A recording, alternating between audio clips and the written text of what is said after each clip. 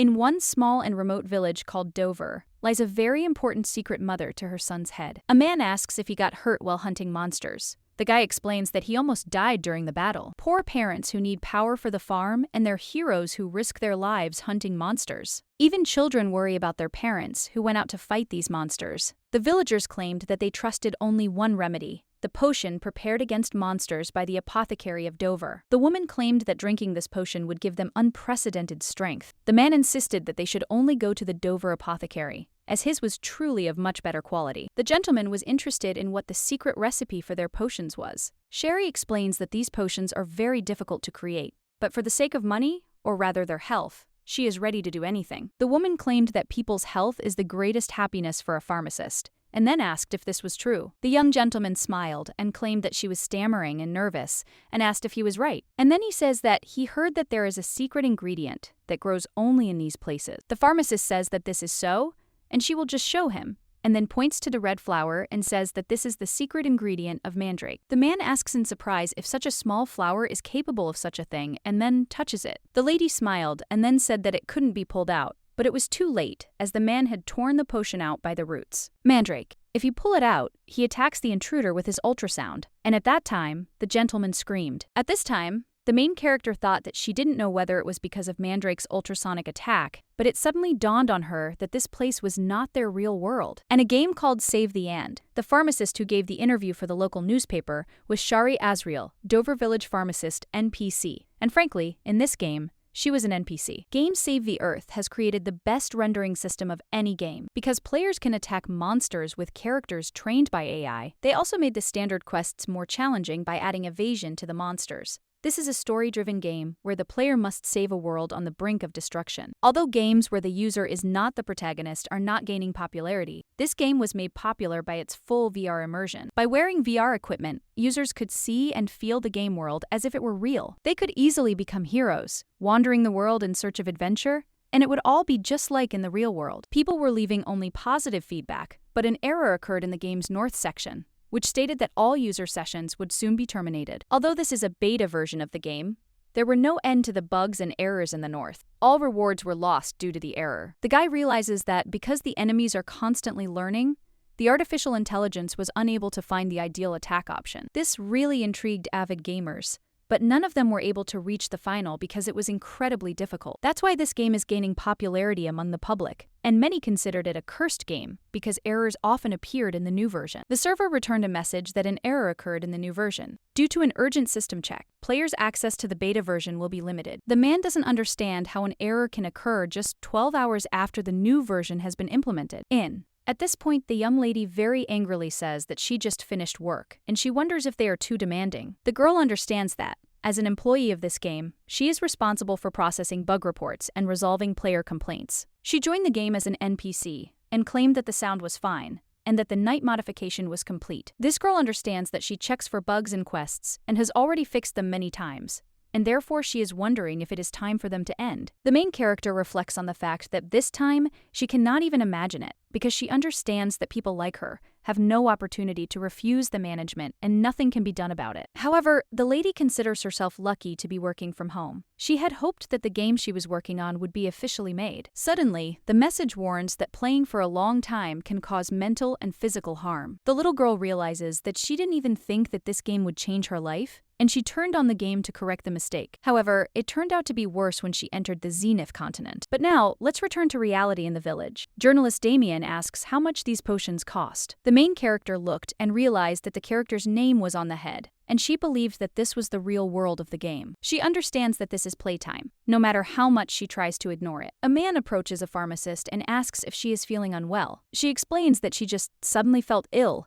and at that time she thought that she had been playing this game for 2 years. The girl screams and says that it is time for her to go, and therefore she asks for forgiveness, and then quickly leaves. The little girl can't believe that she has already spent 2 whole years there, which in the game is equal to 24 hours in real life. The lady remembers that she started playing at 11 on Friday night, and 24 hours have already passed, which means it is already Saturday night. The lady realizes she's been there all day already, but she knows this won't do, because she can't stay there any longer and wants to set up an exit. A system message states that due to an unknown error, exiting is currently impossible. The girl doesn't understand why this keeps happening and why these bugs don't end. She wonders how to get out of there. She assumes that if someone from the real world turns her off, then she might be able to get out. The little girl understands that she doesn't have any friends, as she lives alone, and so this option definitely won't work. Besides, the fact that she's online means she's working. The girl understands that even her colleagues will not notice her absence, and at this time, she began to wonder what will happen to her body because she has not eaten for a whole day. The main character reflects on the fact that after she finally realized that she was in a game,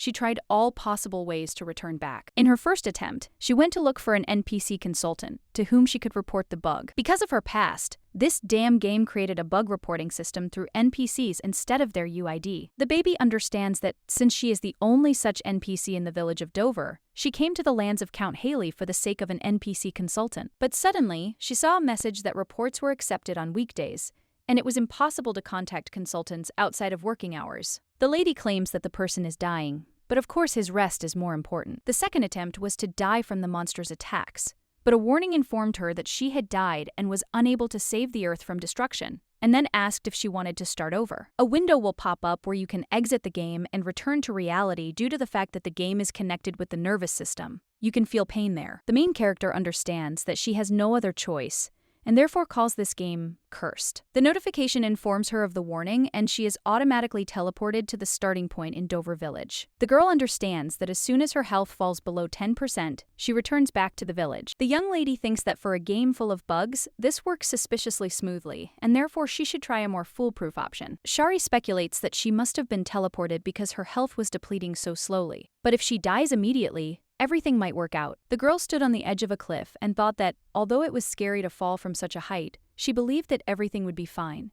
because it was just a graphic. This time, she was stopped by a barrier installed behind the cliff, and the little girl screamed and said that this NPC couldn't even let her fall into eternal sleep. The main character reflects on the fact that, at this rate, it seems to her that the entire universe is against it, and this whole damn game does not want to release her. The little girl understands that she can't give up so easily, and she must try again. Sherry came to the lands of Count Haley every day and left angry messages, and one day, after spending 2 months in the game, the message asked if she was saying that she couldn't leave the game. The girl was glad that at least the consultant answered, and at that time, she thought that she would finally be able to get out of there. However, although she sees this nickname for the first time, since it is the production team's JM, they are responsible for a good reputation. The little girl understands that this is a bug that does not let a person out of the game, and she is sure that they will immediately help her. The message indicated that it seemed like she was very scared when she couldn't disconnect from the game. After reading this, the girl claims that she is stuck in the game and,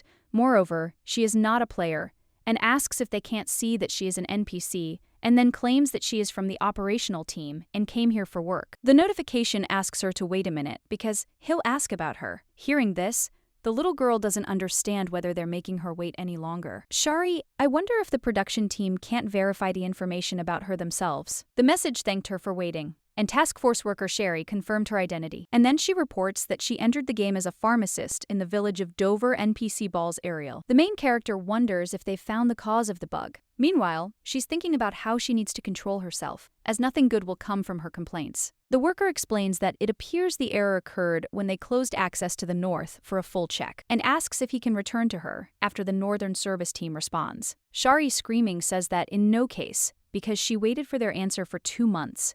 And besides, she has been there for more than 20 hours, and what will happen if she dies? The lady looked out the window and saw that something was being printed, and she didn't understand why it was so slow, because she didn't really have time. The notice states that, in this case, they sent one worker to her address to remove the equipment from her head, and then asks how she feels about it. The little girl screams and tells them to send it right now. The notification says they're sending a worker to her, so she should wait. Shari screamed and said that she would wait, and at that time she thought that she would finally leave there. But suddenly, a notification informs that it will start, unfortunately, with bad news. The conversation that followed completely shattered all her hopes for life. The screen said that their workers had looked at her house, which was listed at the address in the workers' records, but there was no one in the house. They searched every inch and checked her desk in the office just in case, but she was nowhere to be found, and then they wondered if it was possible that she had connected somewhere else. The girl claims that if she wasn't at home or even at the office, then where else could she be? And because she's been here for so long, she can't remember anything. The main character believes that she still cannot die from the fact that she is stuck in the game. And then, screaming,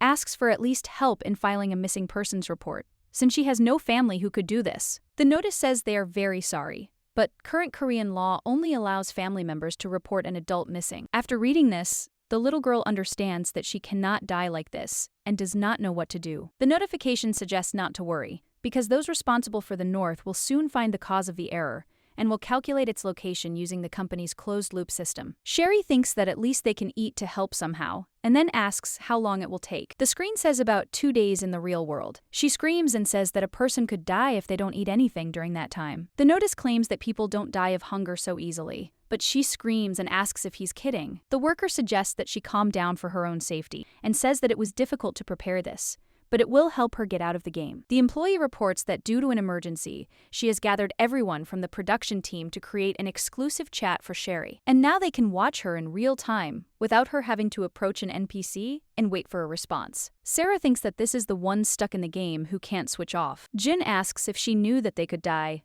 and then says that he himself almost died from such cringe. Sarah asks if they understand how hard they're trying. The main character says she doesn't care. Just let them get her out of there quickly. Ari asks how he dared to express himself like that, and therefore suggests that he watch his language. Jinwoo reports that they said they would help her, but she can't even wait. Sherry claims that after she gets out, she will quit there and leave the worst review. Ari reports that through this exclusive chat, they will get her out within 2 days. Hearing this, the girl asks in surprise if they are serious. Jin says that he will tell it for her, and then claims that in fact everything is simple, because she just needs to complete the game in 48 hours. The man says that once she reaches the end, she will be automatically returned back, and asks if this is true. She must ensure that the Lord of Nightmares does not fall asleep. The protagonist realizes that she must face the protagonist with the worst character. The game's main character, Prince Ludwig of Kassel, and his courtiers and priests join forces to lift the curse and protect the world. However, they were unable to prevent the nightmares from becoming reality. And since then, people have nicknamed him the Lord of Nightmares. The prince became cruel and arrogant and was subsequently sent to a village where the story of the game began. Users received a quest to prevent the Lord of Nightmares from falling asleep. They would use any means to keep the Nightmare Lord passing through the village of Dover from sleeping. And if they don't succeed,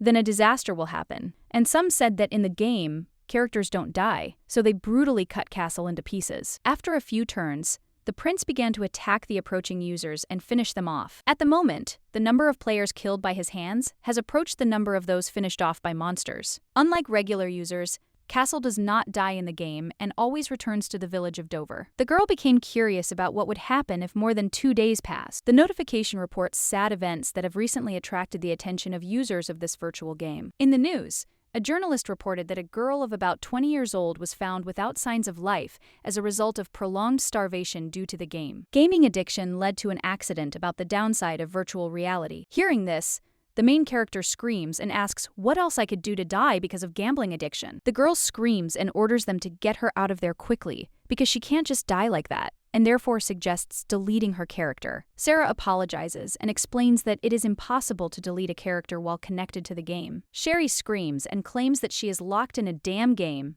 and if she wants to, she will have to go through it to the end. Jinnu claims that she completed the tutorial herself, and then asks why she is screaming now and if she can do it. The young lady asks in surprise when she managed to do this, and Ari explains that she can check past entries about the game in this list. It was written on the screen that she had destroyed 100 monsters, and after reading about this, the lady realized that her story was there. The knight screams and asks where the NPC is, because they brought a brutal criminal from the capital. The main character, watching them, thinks that they are very annoying because they come to her whenever they want. The girl realized they were only trying to get the potion for free because they were warriors. She wondered if they were being too brazen. Shari thinks that this won't work and let them scold her, but she must run away before she has a fit of anger. The main character thinks that it would be better if she gives this potion to the main poor character. However, this led her to go through a tutorial which she completed and must then wake up the criminal. The little girl reflects on how she didn't know it would turn out this way, and then asks if there is a way not to play. Sarah says that she is very sorry,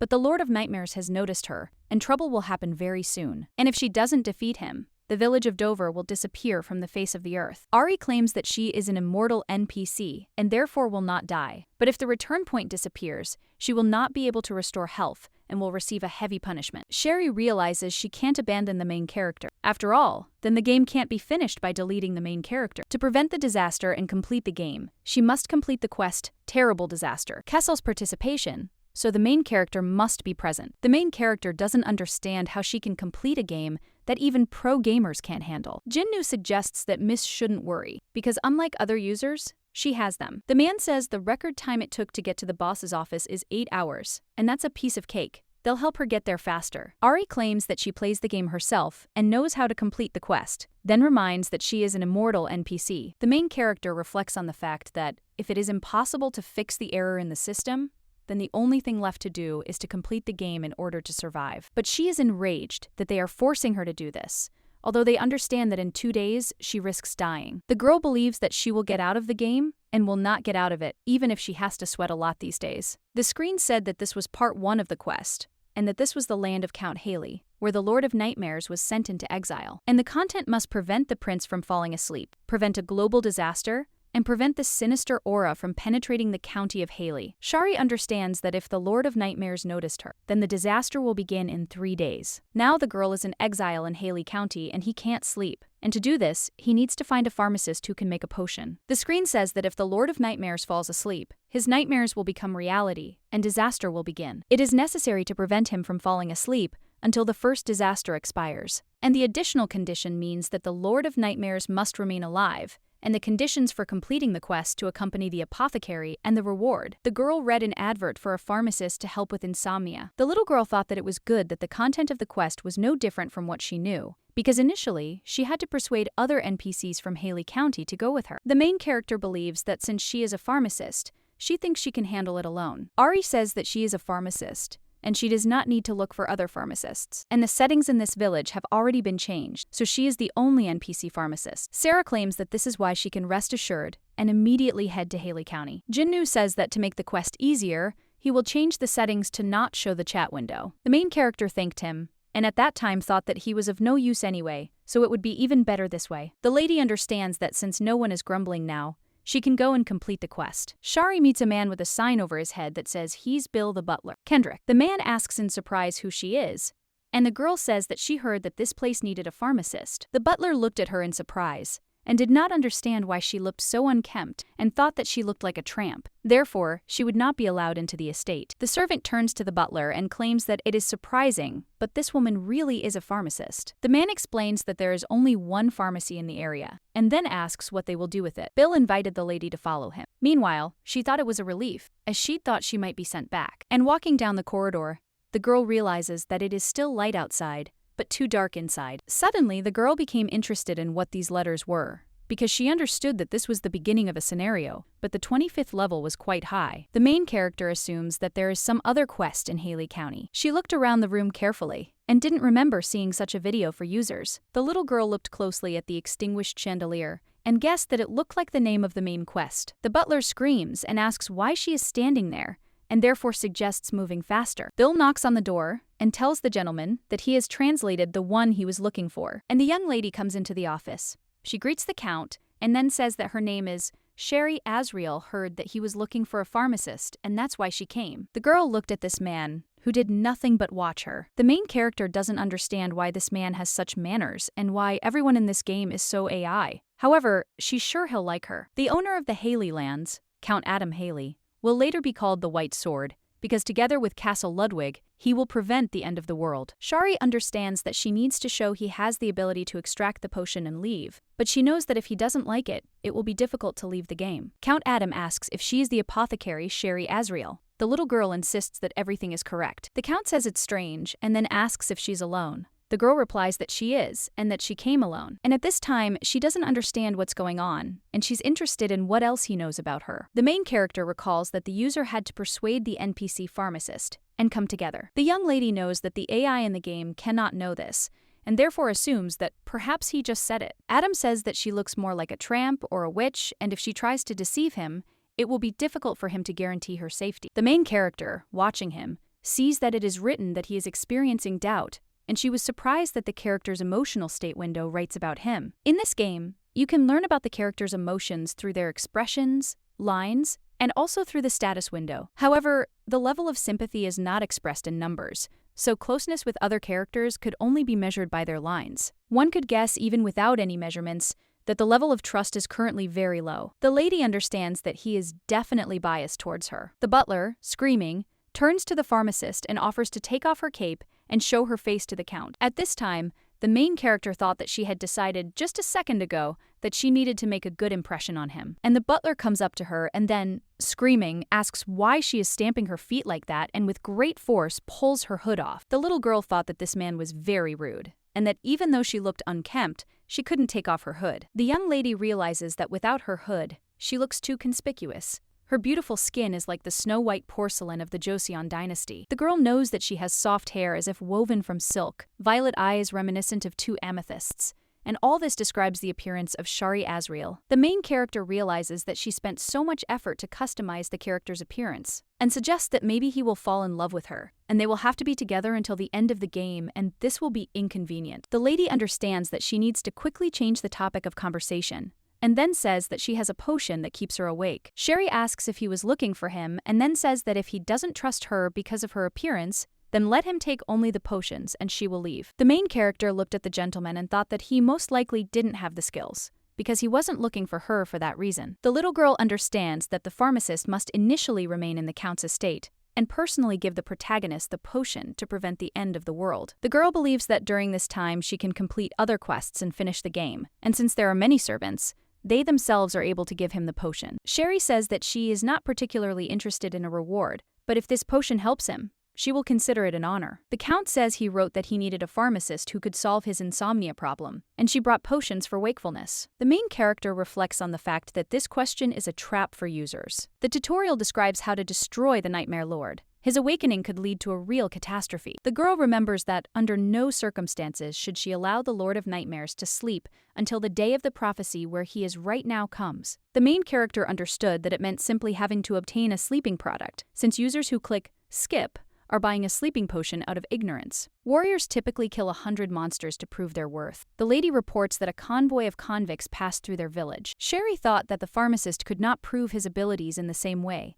and therefore it was worth pretending to be the good-natured person that Adam liked so much. The main character reports that she heard that this criminal should not sleep under any circumstances, and that as soon as he falls asleep, many people could get hurt. The girl explains that she does not have any special powers, but she wants to help others in some way. The Count says that someone threw a potion at the condemned man as he passed by, and it was her. The girl saw a message that Adam Haley had temporarily stopped doubting her. He said he would trust her with this matter and therefore invited her to follow him. Hearing this, the main character looked at him in surprise, and then said that she gave him the medicine, and now it was time for her to go. The gentleman looked at her, and the girl asserted that she would go where he said, and therefore there should be no obstacles. Adam says that her task for the next 3 days is to prevent the criminal in this tower from sleeping, and if everything works out, he will pay her 100,000 gold. The Count gives the keys to the dungeon and informs him that the prisoner is chained with magic chains and is therefore unlikely to escape. The man tells her to still be careful when entering the cell. The little girl assures that she will take this into account, and the master says that it is time for him to go and he will order the maid to prepare a room for her. At this time, the main character thought that everything went wrong, but she wanted one thing. But it turned out differently, and that means that behind this door is Castle. Sherry remembers that she has only seen him in other players' videos and feels a little nervous. The little girl understands that she needs to quickly complete the game and get out of it. When the girl entered the room, she saw a man who was chained, and looking at him, she realized that he was very handsome. Sherry reflects on the fact that, after a personal meeting, it is immediately clear that this is a completely different level of beauty. The baby understands that he looks calm, but thinks it's better to be careful. The girl greets the gentleman and says that her name is Shari Azriel and she is a pharmacist. And then she asks for forgiveness and explains that his head was tilted in an awkward position and she won't be able to give him the medicine. However, the man remains silent, and the lady says that nothing can be done, and that she will have to move it a little. Castle raised his head and ordered her to take her hands off if she didn't want to die. Hearing this, the lady thought that he had definitely harmed himself so as not to save, and he also didn't like being touched. And she completely forgot about it, and besides,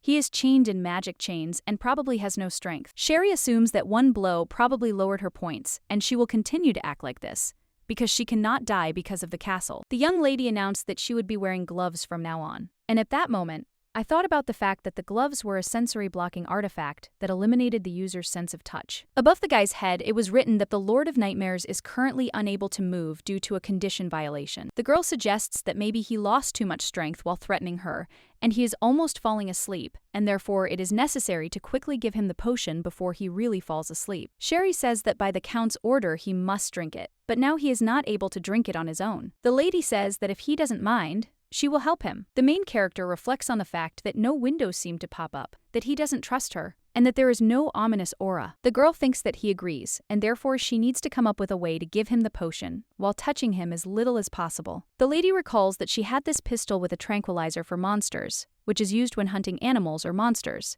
Before use, you need to install an anesthetic needle. Shari smiled and thought that she was a real genius, and said that, as he saw it, this was a magical device for administering medicine. The girl opens his mouth and assures him that it is not at all dangerous, but at that moment she realizes that he looks strange, and then opens his mouth and injects the medicine. However, the man started coughing, and the girl then covered her mouth with her hand and screamed, telling him not to spit it out. The baby understands that he only needs to be patient for a few seconds, and after a few minutes, she realized that she had already managed to give him a drink. After all, she put on gloves and doesn't think that he will object because of some 5 seconds, and therefore, she will use this method from now on. Sherry informs him that she will come to him again when it is time to take the potion, and therefore suggests that they rest. Standing near the door, the girl saw a system alert. It said that the Nightmare Lord had a slight urge to kill her. The lady understands that she only gave him the potion, and he already wants to finish her off, and she began to wonder if sympathy indicators are important now,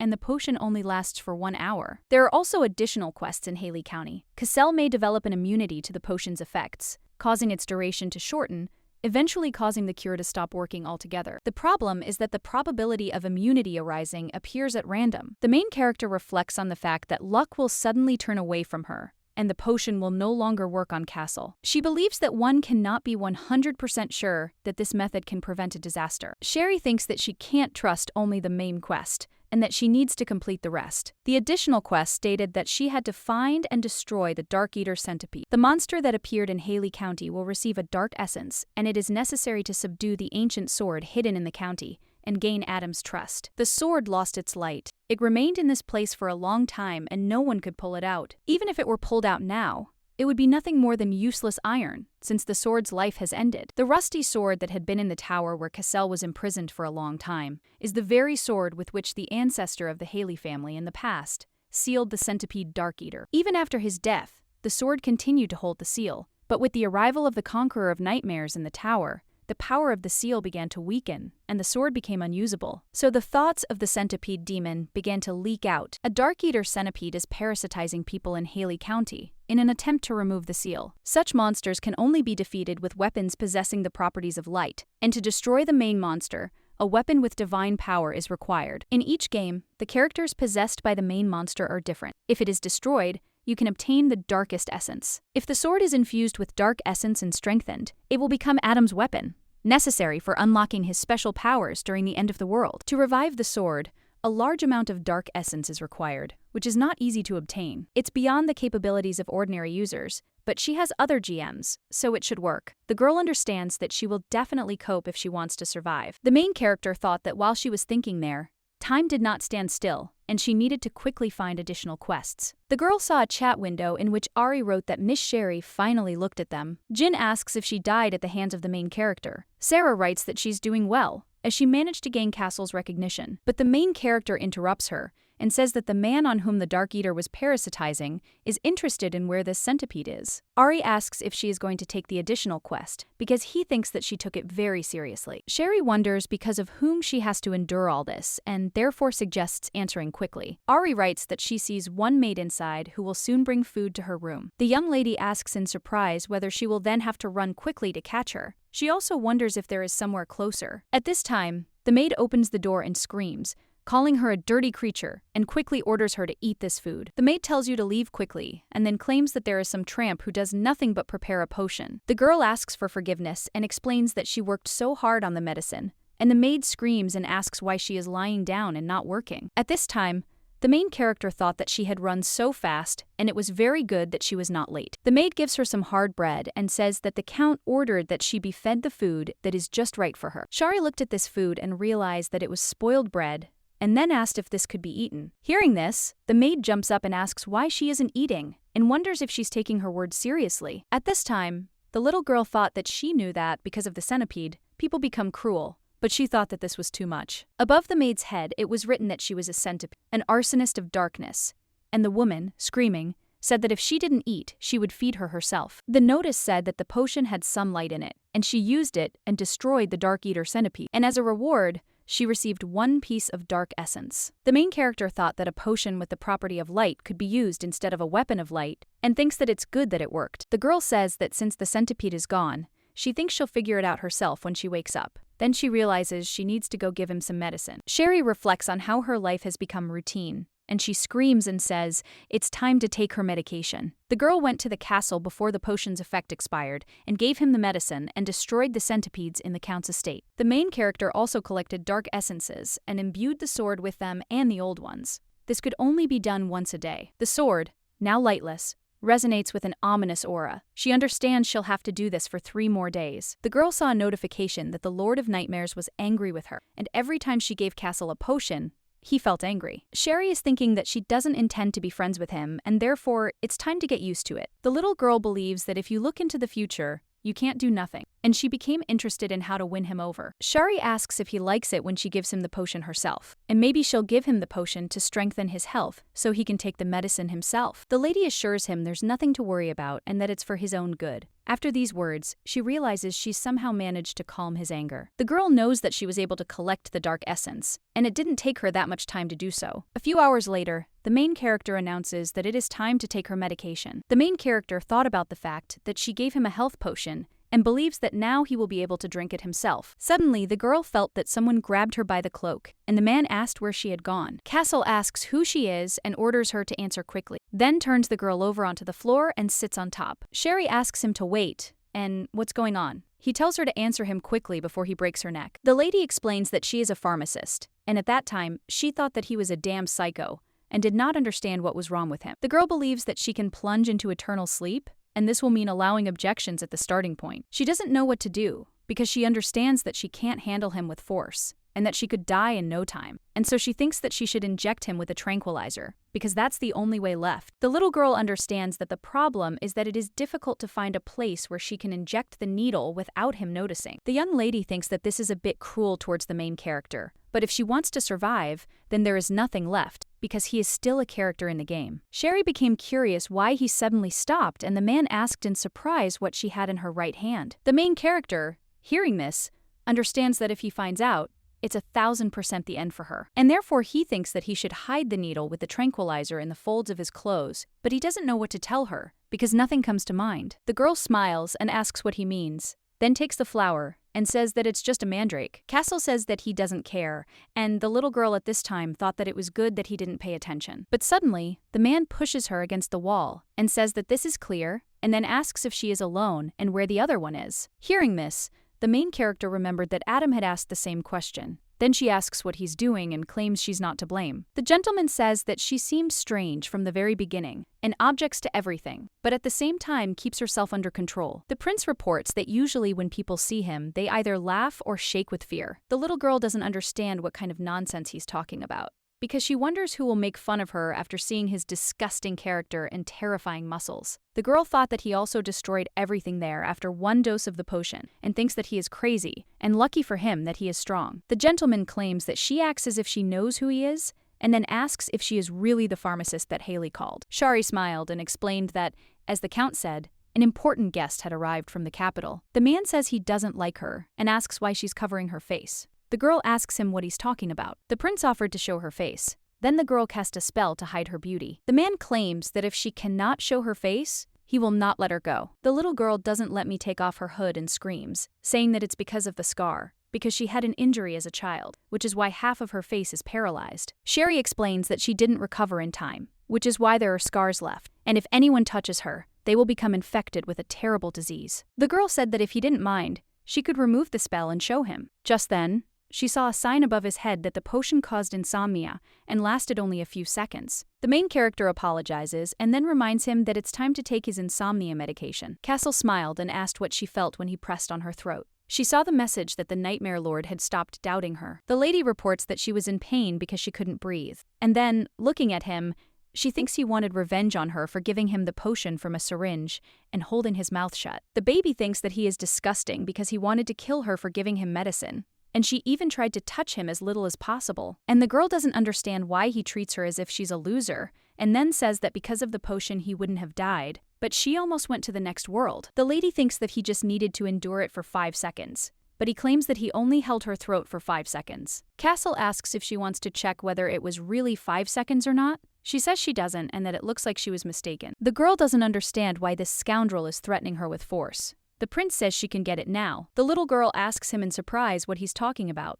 The man explains that her potion is for insomnia and health. Sherry asks if he's joking. However, she realizes it certainly wasn't, and she bribed him with the potion and ran away. Castle looks at the bottle and asks if this is all true, and she asks why she would lie to him. The girl explains that she is given the ingredients at the count's estate, and she brews the potion. The prince grabs her and then turns her over and shakes out everything he can from her. At this time, the main character thought that he was a scoundrel, and she would not care about such treatment for the rest of her life. And the gentleman asked if that was all. Well, naturally, she hid something, because she had a special cape in which she could bury many things. In the cape, only the user can view the storage location. Although it looks poor, it has many functions. Thanks to her, the baby was able to escape from Castle's hands, and he can now drink the potion himself, because the time designation has disappeared, and he will now take the medicine himself. The main character is thinking about whether it might be worth focusing on additional quests. Sherry asks when this item is used. Sarah explains that it's needed during the hunt for the centipede leader. The main character claims that she has not met any users who use it. Jin prints that no one found it, and therefore did not use it. And if you look closely at the map, you can find it. The little one thought that they wanted users to somehow miraculously find such a little one. Suddenly, the butler asks what she's talking about alone. Meanwhile, the girl is thinking about how ashamed she is. Sherry explains that she didn't say anything, but was simply looking for the servants' dining room. Bill says that it's good that he met her, because he just wanted to say something, and then suggests that she follow him because he will show her the way. The young lady smiled and said that he was kind, and thought that she was already busy, and did not understand why he was taking her somewhere again. The girl believes that it is unknown what he has planned, and therefore it is worth listening to him. The butler says that he almost forgot because tomorrow at 12 o'clock, she must take all the insomnia potion and go to the central staircase. The man says that if she leaves the potion and goes away, he will give her 50,000 gold. The centipedes are causing a disaster to break the seal and free themselves. When the end of the world comes, the freed monsters will provide them with the power to resurrect, which is why they are trying to drive the users and the pharmacist out of the county. This usually happens right before a disaster. The girl realizes that, judging by his proposal, there's a centipede inside him, too. The main character understands that there are still 3 whole days before the disaster, and it is too early, but she is interested in what is happening. Bill asks if she is coping with the Count's task, and also how much potion she has left. Sherry realizes that she doesn't have time to chat with him, and can't ignore him either, and then says that it's about enough time to prevent a disaster. The butler again tells her not to forget what she must do tomorrow. The little girl realizes there are still 3 days left until the disaster, and doesn't know what's happening. Shari knows that this usually happens right before trouble starts, and she has a feeling that everything is happening a little faster than expected. The girl knows that it will be to her advantage if everything ends faster, and then says that 50,000 gold is not very much. Hearing this, the man screams and asks how she talks to them, and then claims that she can trade all her life and never see that kind of money, but then she refuses. The butler asks if she is ignoring his words, because he can easily call her a witch, and no one will bother to figure it out, and she will lose her head. At this time,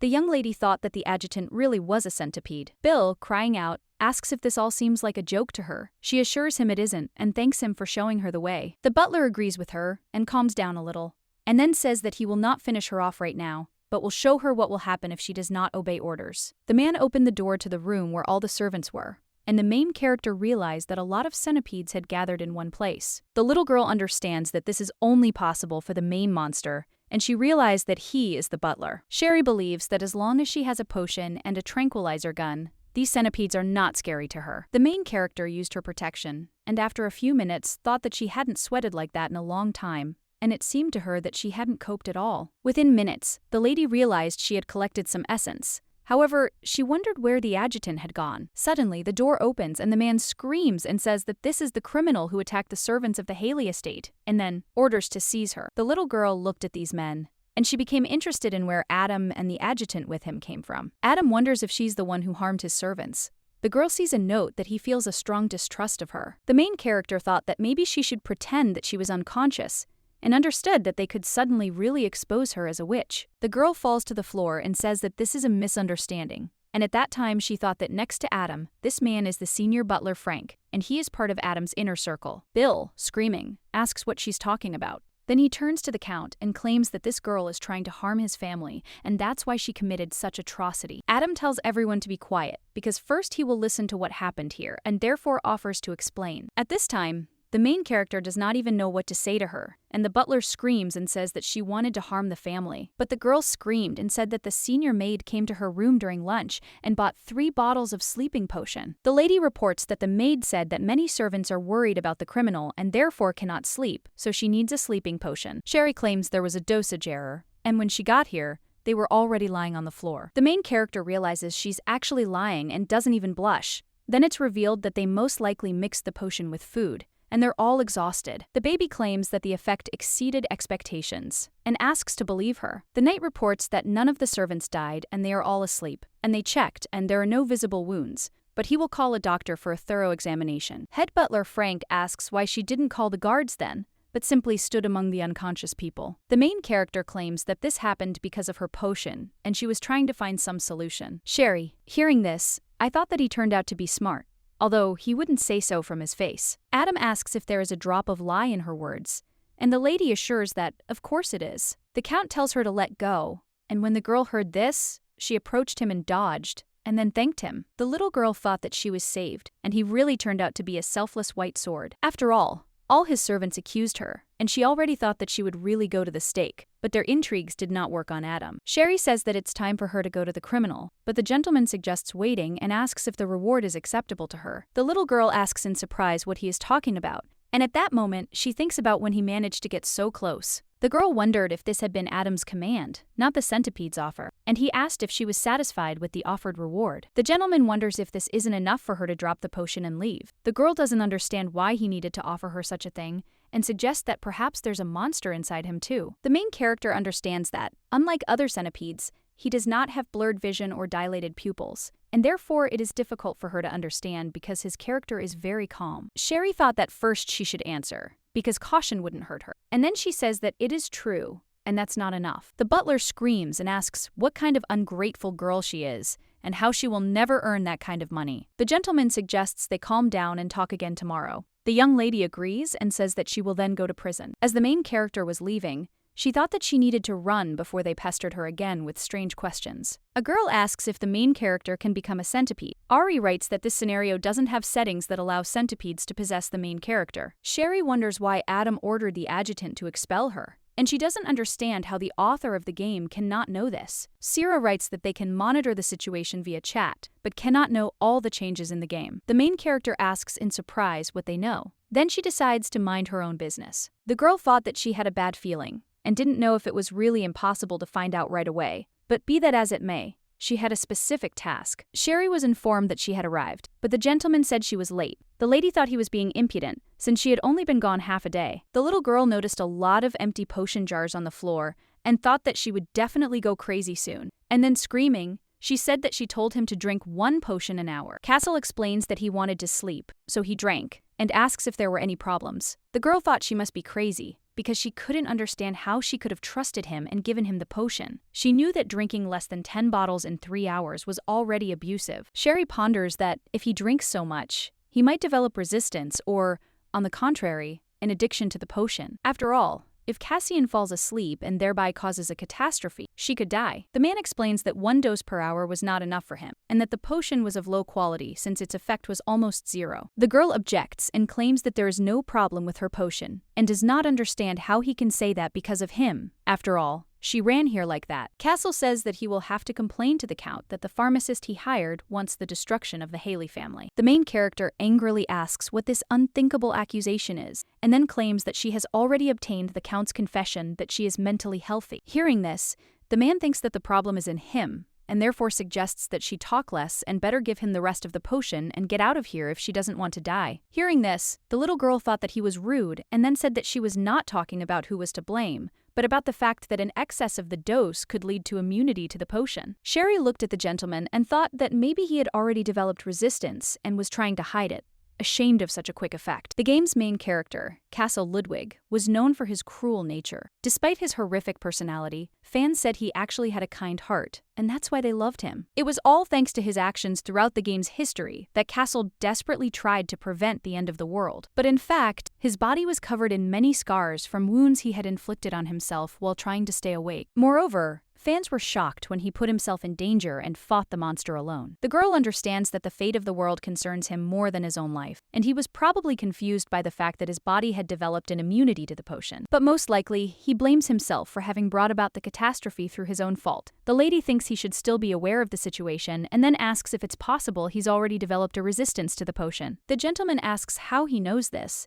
because he thinks that she knows better, since she made it herself. The girl saw a message about the Nightmare Lord doubting her abilities, and yet his insolence still infuriates her. Sherry thinks that maybe she was hasty in her conclusions about immunity, but whatever the reason, one still shouldn't abuse the potion. The girl understands that someone must be watching him, because the problem is that this person is her. The lady informs him that tonight she will personally check whether he has developed immunity and how effective the medicine is, and therefore will hand out one bottle at a time. He should tell her immediately, and the man suggests that she do as she pleases. At this time, the main character realized that if she got too close, he could attack her again like last time, and then she quickly moved away from him. Casello asks what's going on, and orders her to quickly give him the potion. She tosses him one vial, and then sees a note stating that he dislikes her actions. The girl thinks the potion has reached him and doesn't know why he doesn't like it again. The man angrily asks what she's doing. Sherry explains that she simply handed over the potion to protect herself, and that she will continue to give him the potion in this way. The prince tells her to shoot the pistol better like before, but she thinks that this is a good idea, and an inscription appears saying that the Lord of Nightmares has an acute desire to finish her off. The girl knows that at the slightest thing he immediately gets angry,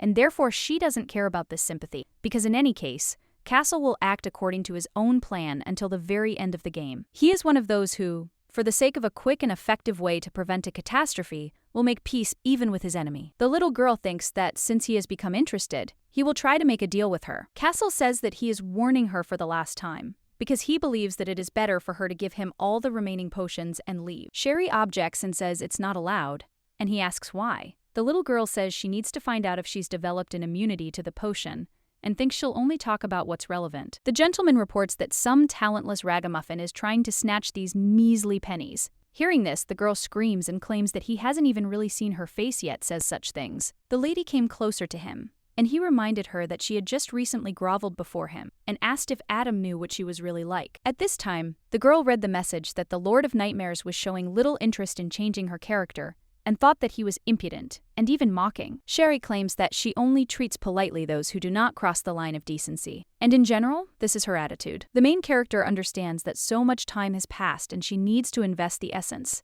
But tonight, she won't be able to get it, and it's good that at least yesterday she managed to collect a lot. And therefore, we will have to try today. There are 2 days left before the disaster, and it will not be easy. But if we put all our efforts into it. The man reports that some pharmacist is trying to revive this sword. Then he asks how she knows about this ancient sword. Hearing this, the main character thought that he doubted her. But in the game, he did not say anything about this, and then said that it was simply the Count's order. The little girl thought that Adam would not come to Castle before the end of the world anyway, and therefore considered this a convenient excuse. And then he says that the dark essence was also given to him by the Count himself. The man asks if he caught the darkness-absorbing centipede. The girl says that's true and doesn't understand why he suddenly went silent. However, she wonders how he knows about the centipede, since he's in prison and can't know what's going on in the county. Sherry suggests that maybe he's heard the legend of Halley County. The man approaches the girl, and she asks if he needs the potion. Castle says that she is not that stupid, but the girl thought that this is not the most important thing now, because first, she needs to find out whether he is immune to the potion and how effective it is. The little girl looked at her watch and thought that now she needed to check the potion's duration of action. After 25 minutes, she realizes that the duration of action does not decrease if she takes 2 portions per hour, but she thinks that these reserves should be enough. She just needs to make sure this time doesn't get shorter,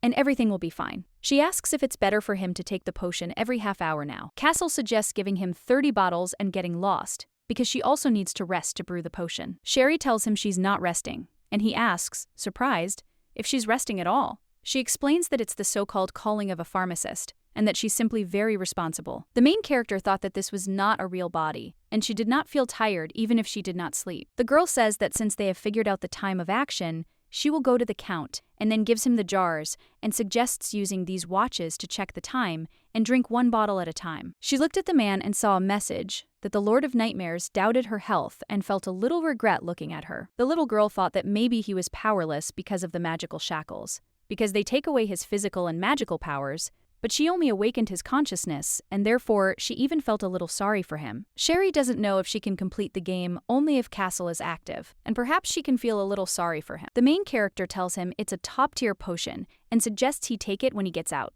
And then she thinks it's not because she's worried about him, it's all for her own good. But the man opened the bottle and drank it. The lady, screaming, asked what he was doing, since she had told him to drink it when she left. She realized that he had changed somehow, and then she came closer to him, but the man attacked her. And at that time the girl thought that she would die. Castle claims she fled like some kind of rat. She read a message that the Nightmare Lord had a slight interest in her. The girl thought that he was just laughing at the fact that she ran away out of fear, and thought that this was truly the worst game, and that it was very hard for her. The main character reflects on the fact that since she has figured out the dosage of the potion, she does not need to wash, but she needs to restore her strength, and thinks that she should take a bath. When the little girl opened the door to her room, she saw two men looking for something. She asked what they were doing, since she would have taken a bath and found it herself. The main character used her secret weapon and said that she doesn't know what they are looking for, which spoiled her mood. The little girl thought that it would be possible to sort this out in a moment with the help of a potion of light, but she doesn't know why it's so difficult for her to just take a bath. Suddenly, the maids enter the room and, screaming, ask the pharmacist what she is doing there. The maids, surprised, ask if she killed their servants. The lady explains that she simply stunned the thieves who were trying to steal something from her, and they lied about it being the Count's order. Sherry insists she didn't kill them. The head maid turns to Olivia and suggests reporting the incident to the butler and calling the knights. The maid tells the lady to go to the Count because he is looking for her and believes that he has started calling her often. The girl says that this is true and thinks that he could have stopped looking for her and asks why he called her. The maid says she was simply told to transfer her. Hearing this, the protagonist doesn't understand whether she's been caught out again. Her something. Then she claims that she doesn't remember buying the sleeping potion from her. The maid explains that the Count told her, and therefore wanted to ask if she really bought the potions from her. The main character claims that the fact that she doesn't remember anything is because the Count doesn't know. The woman smiled and insisted that, of course, he does. Hearing this, the girl understood why he had called her then. The maid informs the Count that the pharmacist Shari has arrived. He says she has finally arrived and that she hasn't been in her room all night, then asks where she has been. The girl read the message that Adam Haley felt a little hostility towards her, and she realized that he was very angry. Shari claims that she was near the criminal and asks if he was looking for her. The man asks if this has anything to do with breaking the chains that bind the criminal. She says that's right. At that moment, she thought she knew he already knew everything. The lady explains that she tried to give him the potion, but he resisted, and so she had to make it so that he could take the medicine himself. The main character apologizes for telling him late. The Count asks about her lie about selling the sleeping potion to the head maid. The lady read the notices that Adam Haley was disappointed and suspicious of her. Sherry explains that this potion has a side effect of memory loss. Adam says that this is the first time he's heard of it, because the sleeping potion can make him sick, but memory loss isn't one of the side effects, and he personally took it. So her lies work on him. Hearing this, the main character was surprised, and she remembered that Adam himself needed the sleeping potion, which is why he hired her, and she understands that she can no longer hide the truth. Sherry explains that she was actually hunting monsters that were parasitizing on rumors and collecting dark essence, and this was possible with the help of a potion with light properties. The girl explains that she received an order from a criminal and at that time thought that now she was convinced that Adam knew about the centipede. The main character believes that the game's scenario is developing faster than it should, since the user should have intervened initially, and after which, Adam learned about the centipede, but now he already knows about the existence of a monster on his territory. The little girl wondered why he hadn't taken action. The gentleman said he didn't understand why he needed to. The girl says that if she had known, she would have answered long ago. Adam claims he said the man was a serious criminal, but doesn't understand why she's helping him. The pharmacist explains that she is simply doing the job for which she will be paid, and that destroying low-level monsters will not affect his estate in any way. The main character reflects on the fact that he should believe in such a reason. Her goal is to force the main characters to destroy the boss, prevent changes in Castle, and preserve this world. The little girl believes that there is no need to get close to the characters, and if she manages to make them friends with Castle, They themselves will do everything to ensure that the game ends. The girl understands that this requires mending the relationship between Adam and Castle. Then she bows and says that if he's figured everything out, she'll go. The Count says that he has a question, and then asks if she is a warrior or a witch who wants to harm him. The main character realizes that she is neither a warrior nor a witch, nor one thing nor the other, and then reveals that she is an ordinary pharmacist who works for a fee. The baby understands that she is an ordinary person who wants to finish the game in order to survive, but she cannot say it. The lady claims she doesn't harm others for money. The gentleman says he appreciates her honesty. The notification stated that Adam Haley had temporarily stopped feeling hostility towards her and now had little trust. The main character, following the gentleman, thought that she had never seen anything like this in any video and thought that maybe this was a secret passage. She didn't know that there was a secret door hidden behind the bookcase in the office, and she doesn't think that Adam will try to attack her and assumes that maybe he wants to give her the ingredients for the potion. And when the little girl entered the room, she realized these weren't potion ingredients at all. She saw a girl lying on the bed. Serena is the daughter of the elder count and Adam's younger sister. She appears to be about 9 or 10 years old and bears visible burn marks. The girl asks why she has scars on her body. He asks if she's heard of a disease that makes it impossible to see the sun. The lady replies that she is hearing about this for the first time, and he explains that it is a rare disease, the cause of which is unknown even to the court physician. The main symptom is sunburn, which occurs due to sunlight. At first, Serena had a spot on her arm, but over time, the sore spot began to grow. The skin began to peel as if burned,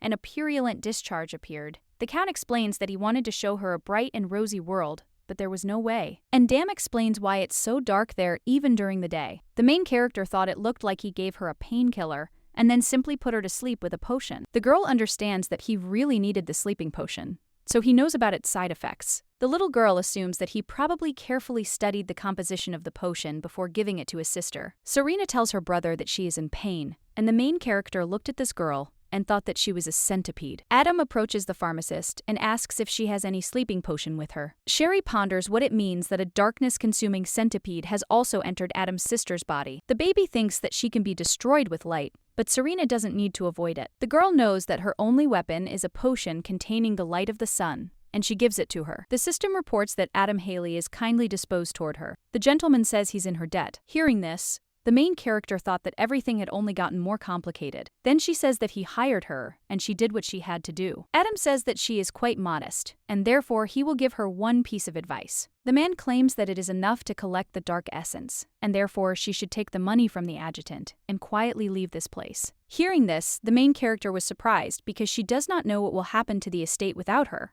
and then asked about it. Shari is wondering what's going on with the servants possessed by monsters and the criminal, but she's supposed to be giving him the potion. The gentleman says that he suddenly has one question, and then says whether it is worth it, instead of protecting him and sacrificing his only relative. Adam says that if she understood everything, then she can move. The little girl doesn't understand whether he's really going to just watch the end of the world. In the game, Adam was unable to prevent the disaster and committed suicide. She doesn't understand why he made such a choice, and he assumes that he suddenly found out that the main centipede was in his sister's body, which was holding her hostage, so he did not take any action. To protect the county, it is necessary to sacrifice Serena, and therefore, Adam's behavior is now somewhat understandable to the main character. For the sake of his only sister, he decided to give up the county. Suddenly, the man asks why she is standing there and not leaving. The little girl thought that whatever the reason, if Adam decided to stop protecting the county, then this problem had to be solved at any cost. Sherry assures that she can help him, and at that time, she thought that this is how she can get out of this damn game and stay alive. The girl says that she will catch the main centipede that devours the darkness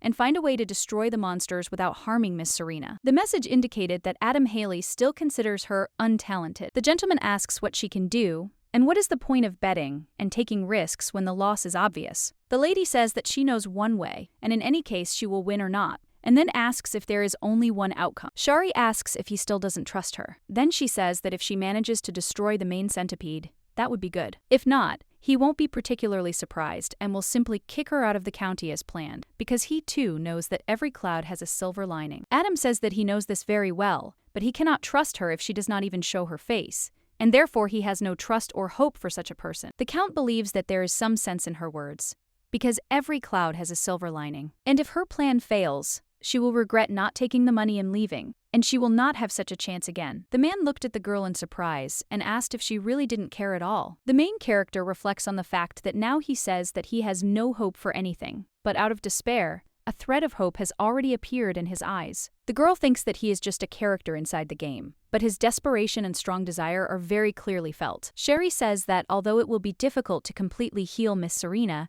she will try to find a way. The notice states that Adam Haley has little hope and little trust in her. The little girl then suggests doing just that, and asks if he will allow her to leave the estate for his mission. The young lady suggests not to worry about the potion for the criminal, since she gave him some in reserve. Adam asks if she decided to act immediately, and it is unclear what kind of creature she is, and then leaves. Sherry thought that if he understands who she is, then he will no longer be a player, but a real person. But still, he is no longer so hostile towards her. The main character thought that she couldn't waste time and should start implementing the plan. A chat with Miss Sherry has begun. Sarah writes that she's finally here, and as soon as you open your mouth, verbal diarrhea pours out. The girl asks why they didn't tell her that Adam had a sister, because she understands that he had a reason. Shari wonders why they didn't warn him that he has a sister and that a centipede has taken over her. Ari suggests that Miss Sherry calm down, because they also cannot know all the details. The main character asks in surprise how it is possible not to know about the announcement of a character who did not originally exist. Jinnu asks what the complaints are,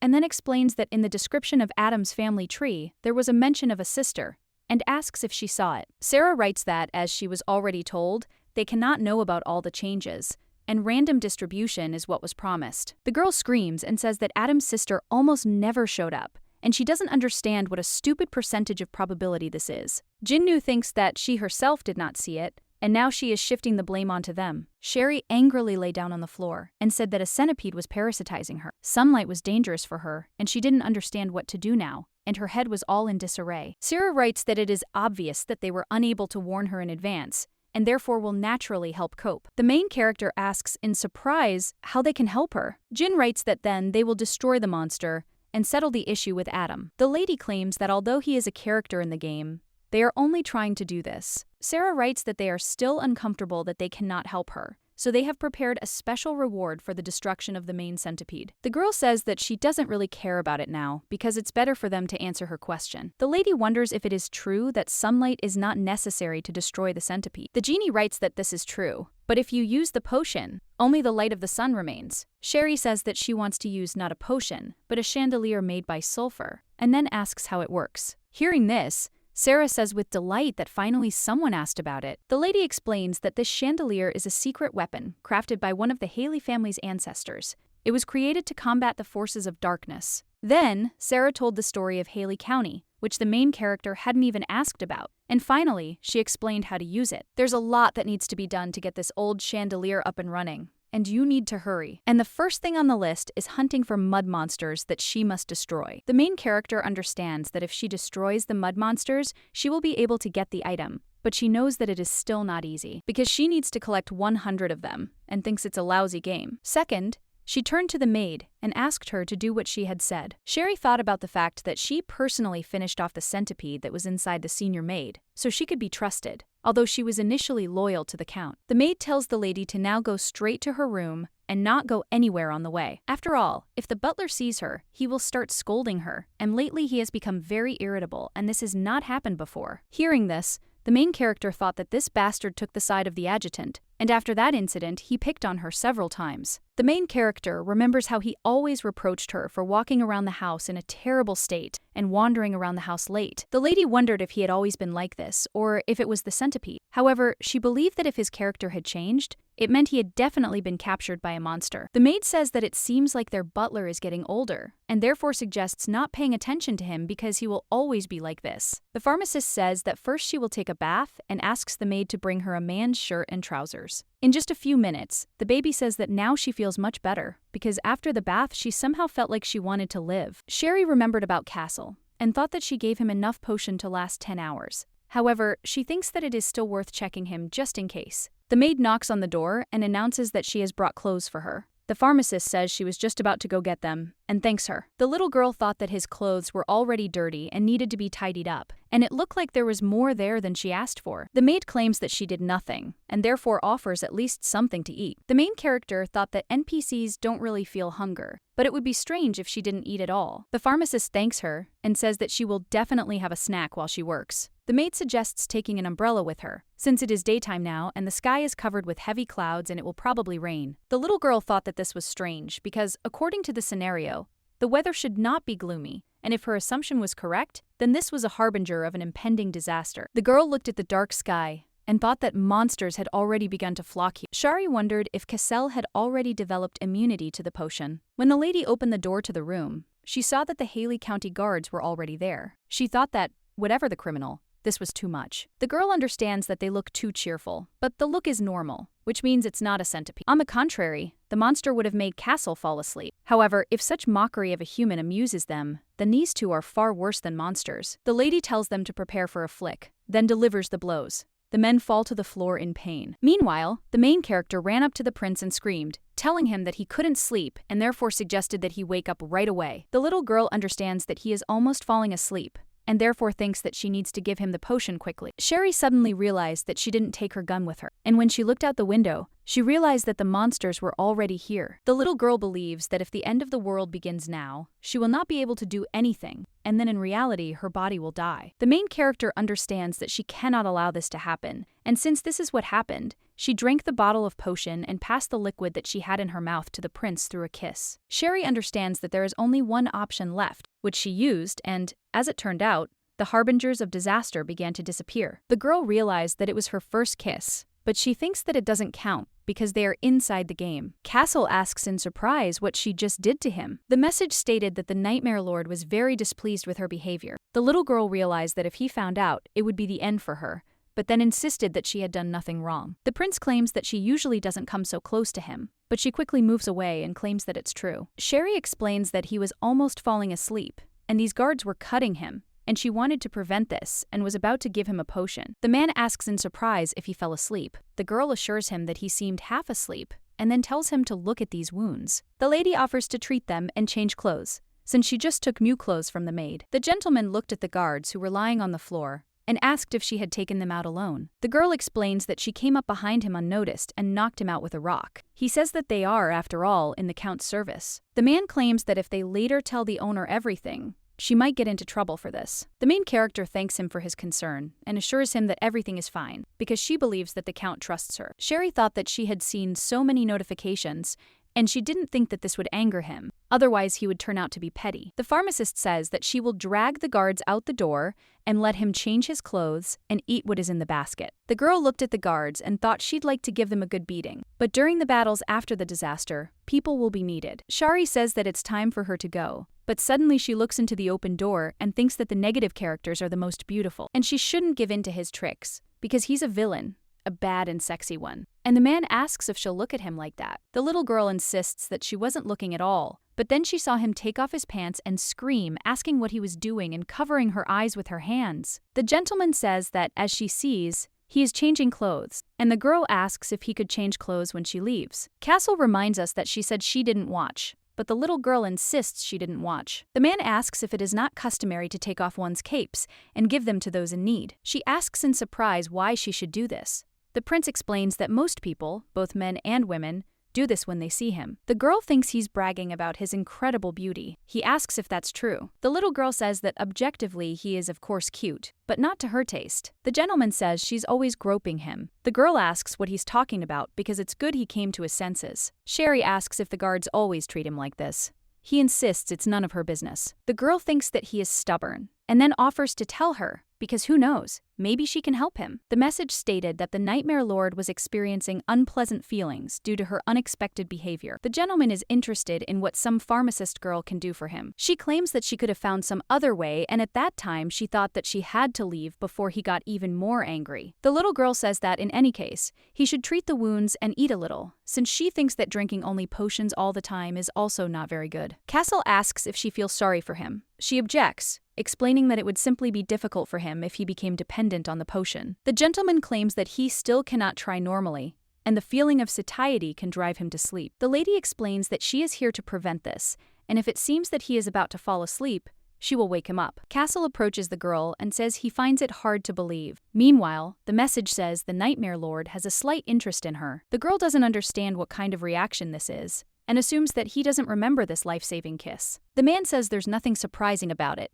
because that's the fate of criminals, and compared to torture, jokes with food are nothing. The gentleman reports that there will always be those who will mock prisoners. Hearing this, the main character thought that he himself was pretending that he was not going to tell her anything. Castle's general behavior. The girl believes that he is not one of those who is afraid of torture. Sherry ponders what it means that there was some story that even she doesn't know about. The master says that from now on she will come and personally give him the potion, and the little girl asks why he doesn't like it when she touches him. Castle explains that he doesn't like that she throws the potion at him as if she wants to mock him. The pharmacist asks who would throw this expensive potion as a joke, knowing that the price of the potion is equal to the price of gold. The gentleman says that there is one crazy woman who is very similar to her in her behavior. The girl thought he was an idiot, because she was the one. And then she said that that man probably had his reasons. The prince says that even if there were, he thinks he will never know about it because he will immediately finish her off when he finds her. Hearing this, the main character thought that now she had two secrets that he shouldn't know about. The lady explains that in any case, she does not want to come close to him because suddenly, he will get angry again and want to finish her off. The little girl looked at him and thought that she became even more scared because of his words. The gentleman promises that he will not strangle her anymore. And she, surprised, asks if he only means strangling. The girl says that suddenly he wants to break her arms or legs and grab her by the chest or hit her temples. The man, surprised, asks if he's some kind of demon killer. Then he vows he won't threaten her in any way while he's in prison. Hearing this, the little girl thought that she didn't know why he had suddenly changed, but it was good that he had made such a promise, although she still felt uneasy. Castle reports that he forgot to say that the potion's effect was reduced to 10 minutes. Hearing this, the main character asks in surprise how one can speak so calmly about such things. The girl understands what it means. After all, the potion's duration of action has been shortened and, given the time before the disaster, she barely made it in time. Sherry believes that if he drinks the potion every 10 minutes, he will undoubtedly become addicted. The little girl thought about making a neutralizer. After all, it's a treatment for addiction caused by excessive consumption of the potion. However, the lady believes that the monster needed for the crafting lives too far from Haley County. Sherry thinks that she will be very busy tonight and she does not have time for this, so she will put off making the neutralizer until later. The main character reflects on the fact that if she manages to complete the task and prevent the disaster, then the curse of Castle will calm down for a while. He will immediately go to the capital, led by the Knights of Adam, to deal with those who overthrew him from the throne and reclaim his throne. And if no catastrophe occurs, then Castle will not be punished. Initially, it was necessary to persuade a user close to Adam to help Castle. However, the main character wants to thank Adam for what he did for her, and it doesn't matter as long as there is a good result. Therefore, when Castle returns to the palace, he will be able to hire a good pharmacist and receive treatment for addiction. Sherry realizes that she needs to address more urgent issues. But suddenly, guards enter the room and address the apothecary. The man claims she is accused of injuring Earl Haley's subjects and stealing property. The guard reported that the Count had ordered her capture. The little girl was surprised to hear this, as he had said he trusted her and therefore considered those words a stab in the back. The main character won't forgive him for this. The guard tells her they'll give her a chance to leave on her own and therefore suggests she get out quickly. Sherry thought that in fact, she had not stolen anything, but had asked the senior maid for a favor. However, she believes that everything is probably going according to plan, although she could not have imagined that she would be captured in such a pathetic manner. The little girl understands that she must return before midnight and complete the quest to revive the sword. The pharmacist claims that it really wasn't her, but the prince who grabbed her hand and asked what she was doing. Castle asks if she thinks she will stay safe if she goes with them, and the lady asks if he is afraid that she will no longer be able to bring him the potion. The girl says that if she is captured, she will ask to be put in jail with him, and then she will be able to brew potions constantly. The little girl says that the Count will like it too, and he will be able to use her services for free. The guard asks why she doesn't come out, and he counts to 3, and if she doesn't come out, then he will grab her personally. The knights grab the girl, and at the last minute she managed to throw the bag to the prince, and quietly told him to drink on time. Castle looked after the girl and thought that she really didn't know why they were taking her away, and judging by her behavior, she wasn't a complete idiot. The man thought that before this she had lied to him that it was beneficial for her, and he was ready to finish her off. But seeing how she was trying to do her job, the gentleman thought that this was a pharmacist, and he didn't know who she was, but he thought it was worth keeping an eye on her if, of course, she returned alive. When the girl entered the room, she thought that at first glance there were more than 10 people there, and also Adam Haley. The little girl suggests that it looks like he called those servants who have a certain influence. Sherry realizes this is a good way to frame her as a criminal and finish her off. She thinks it's most likely the adjutant's doing, but it's impossible to tell right away. The main character reflects on the fact that there are probably servants there who have been possessed by a centipede. And since this adjutant is their leader, if she tries, she will be able to collect a lot of dark essence today. The butler asks in surprise what the expression on her face is, and then turns to the Count and reminds him that he told him that she was a witch who came specifically to harm him. And at this time, Sherry thought that she didn't even know when he managed to see her face, and she didn't like it at all. The man screams and claims that there are witnesses, and that they won't get away with her lies like yesterday. The guard says that this scum needs to be punished, and then says that they tried to feed the prisoner and she used dark magic on them. Hearing this, the main character realized that they were the bastards whom she had knocked out yesterday, and if she had known, she would have banned them. Hearing this, Adam says that it turns out that the Count's knights were killed by some ordinary pharmacist. Frank claims that she is simply a very powerful witch, and, moreover, it is very suspicious that after her appearance in the estate, the servants constantly end up unconscious. After all, yesterday in the dining room, when all the servants suddenly fell asleep, she was among them, and this girl was the only one who was not sleeping. The butler claims that this is understandable, since she is trying to harm Earl Haley and the entire estate. The Count turns to the lady and asks if she wants to say anything. And at this time, the main character thought that she needed to react calmly, because she already had an excuse ready just to avoid getting upset. Shari explains that she wanted to behave quietly, but it won't work because in this estate there are people who are parasitized by monsters. The lady says it seems most of them are infected now. Hearing this, the butler, surprised, asks what nonsense she's talking about. The main character claims that naturally they have nothing to worry about, since with this potion she can easily destroy the monsters, and it has no effect on ordinary people. The potion consists of the stems and leaves of plants that have been exposed to sunlight. Once it touches the monsters' bodies, they will briefly lose consciousness. Those people who had fainted before were also in that state because of the monsters. The maid claims that this is true, and lately some of the servants seem to be angry all the time, and after they became unconscious and woke up, they returned to their previous state. Hearing this, the main character thought that the senior maid was a good girl, and thanks to her,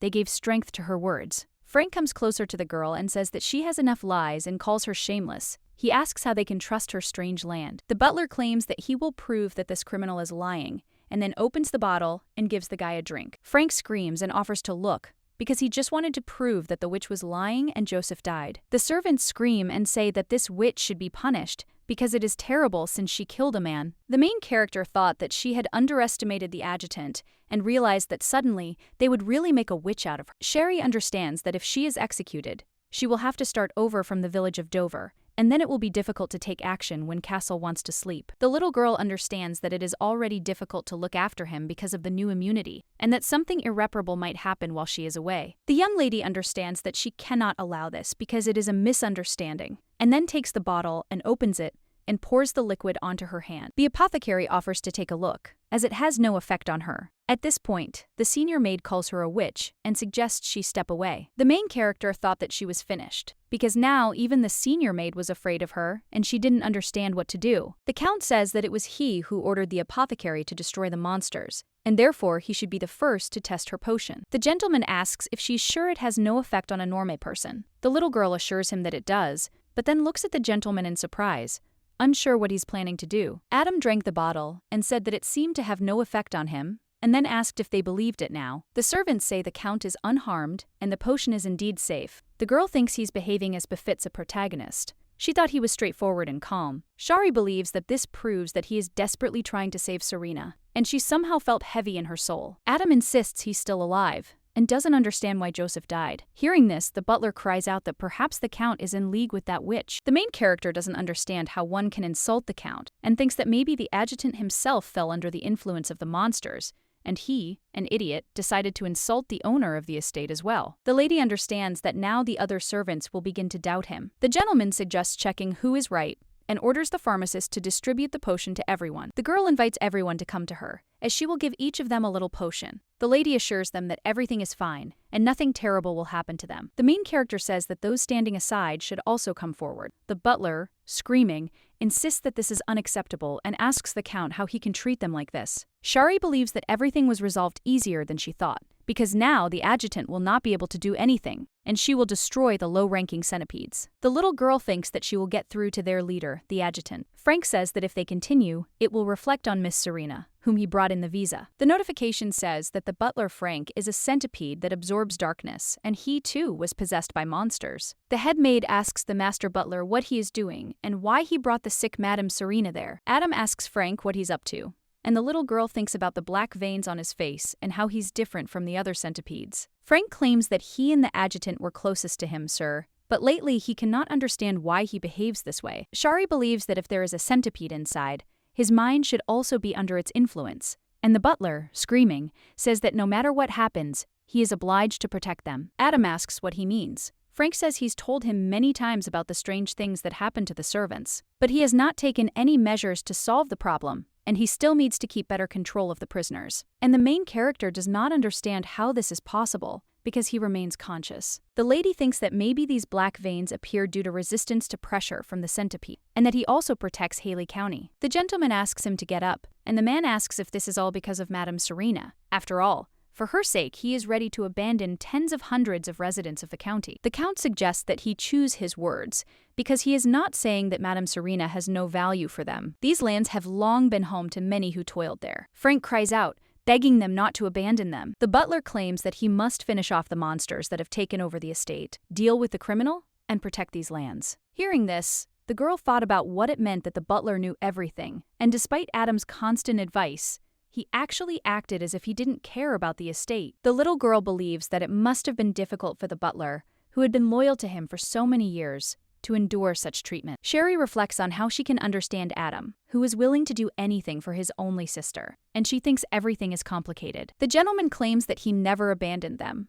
and the butler then asks why he doesn't take action. Adam says that as soon as the seal falls from the tower, Haley's fate will end, because this is the will of the ancestors, and therefore he was simply preparing to accept it. Frank screams and claims that this can't be, because the seal has remained unchanged for the last 500 years. The gentleman reports that no matter how hard he tried, he could not prevent this, and the tower's seal began to collapse. The man claims that this cannot be and does not understand whether everyone has abandoned them, and that very monster from the legend has been resurrected. Hearing this, the main character thought about what was happening. In addition to the catastrophe of the sword's resurrection and the lack of time in the tower, the seal was also being destroyed. The girl doesn't understand why it was necessary to send a criminal from the Empire to the Haley estate. They did this not because they trusted the Count, but because they knew about the seal and simply planted a time bomb here. After all, these lands will still be destroyed one day, and without Castle, even if Adam asks for help from neighboring lands, no one will respond to the call of the one who was abandoned by the Empire itself. Sherry thought that since she couldn't solve this problem on her own, Castle was imprisoned in the county of Haley so that the main characters could meet as soon as possible. The little girl believes that when she resurrects the sword, the seal will close again, and therefore it must be done quickly. The butler takes Serena in his arms and says that if they want to prolong her life even a little, then they must listen to his orders. Serena immediately, and then he asks what he has in mind. The butler orders him to shut up, and then, screaming, announces that from now on he will be the master of the estate. Adam screams and says that he cannot be allowed to harm Serena, and then orders the adjutant to be captured. Sherry doesn't understand when there were so many monsters, and quietly asks the maid if she forgot about her request, and when she gives the signal, she should act. The heroine thought that everything was ready, and now she had to hurry. The adjutant, crying out, asked how they were enjoying his strength, then explained that it was all thanks to his father. After all, it was because of him that he had to come here and look after some brat whose lips were still wet. Adam, surprised, asks what he's talking about. The monster replies that he seems to have forgotten, but the Kendricks were once an honorable family in the East. The adjutant reports that because of one fleeting mistake, they lost everything, and his father forgot about his pride and wanted to borrow money from his dad,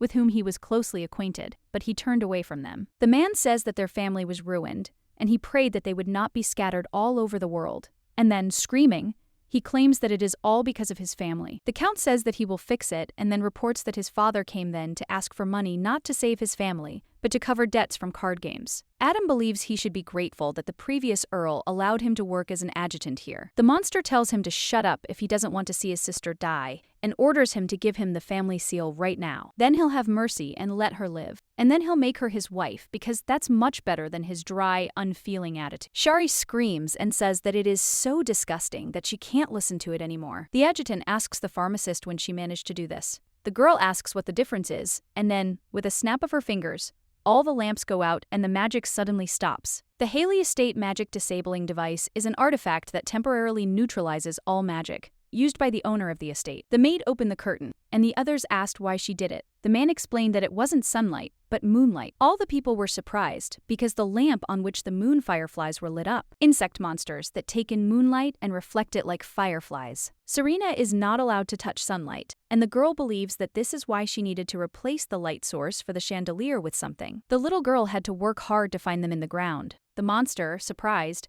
asks what kind of joke she was playing. He calls the main character an idiot and asks if she thinks she can defeat him with some bugs. Shari thought that everything seemed ready and she could begin. Then she announced that in the west, where all the darkness descends, let the blinding light of the sun come with them. The girl feels ashamed to say it out loud, but this is an unreal world. The adjutant asks, surprised, what she's up to. The baby says that in place of the sword that fills the valley of despair with light and abundance, let the glory of Haley dwell there. The monster screams and tells her to shut up, because he doesn't know what she's up to. But if she doesn't stop now, he'll finish her off. The main character quickly pushed away the man who fell to the floor. An old chandelier that has lost its light absorbs the light. This absorption process can take a long time due to prolonged inactivity. Adam asks the pharmacist what she is doing and suggests running away. And at this time, the girl thought that she would not begin to act immediately after the spell, and she did not imagine it that way. The monster asks in surprise if this is all she can do, and if he was just warming up in vain. The Count screams and asks the pharmacist when this chandelier will start working, because at this rate he will soon die. The monster says that this is good, because he was always underfoot, and therefore thinks that one way to get rid of him. Suddenly, a notification came that the old chandelier that had lost its light was activated, and the main character quickly took advantage of this. An old chandelier, having lost its light, destroyed the darkness-consuming centipedes. And the main character says her efforts all this time weren't in vain. The lady reports that now you can safely collect the essence, since she managed to complete the quest with the sword. Shari looked out the window and thought that it seemed like the magic had been interrupted because the moon was blocked, and now she had to go collect the essence. The monster says he worked so hard to achieve this and can't just leave. And when the girl sees him, she can't understand why he's still alive. The little girl thinks it's probably because the head of the centipedes is stronger than the others, and the monster asks if they thought he'd die so easily. The adjutant heads towards Serena, and at that time, the main character thought that she didn't want to use her skills in front of others. Suddenly, a notification informs that the old chandelier that has lost its light is ready for use, and the lady casts a spell. Meanwhile, the butler, Frank, shields the young lady's body. A system message informs that the old chandelier, having lost its light, has destroyed the darkness-consuming centipede. Shari thought that it seemed that the head of the centipedes was finished off by Adam's blow, and that everything seemed to be okay with Serena. Adam turns to the apothecary and asks if she can save his butler. She says he can't be revived, and appears to have died from the monster's venom. The master was very upset, having lost such a good man. The maid says that the master butler remained loyal to the Haley family until the very end, and thinks he would have considered it an honor. The man says that this is true because he always said that he would die in this place. The little girl doesn't understand why there's such a bad ending. The notification says that Sarah sent her 100,000 gold as a reward. Ari sent her 3 sun allergy remedies. She said she had a special reward in store for her. It turned out to be a potion that would help heal Serena. Hey, it wasn't much help, because she was worried about the little girl being in such a state. The main character understands that she needs to think positively. And of course it's sad that the butler ended up dying, but no one else was hurt. The little girl knows that they also managed to obtain a healing potion. The gentleman says that perhaps the butler was right, and he has no right to continue to defend this place. Adam believes that it would be better for each of them to live their own lives until the seal is opened. The lady turns to the Count and asks what he is talking about and where he wants to send them. The man says that she should leave as far away from here as possible because he will pay all the expenses. Shari wondered why he was trying to do everything alone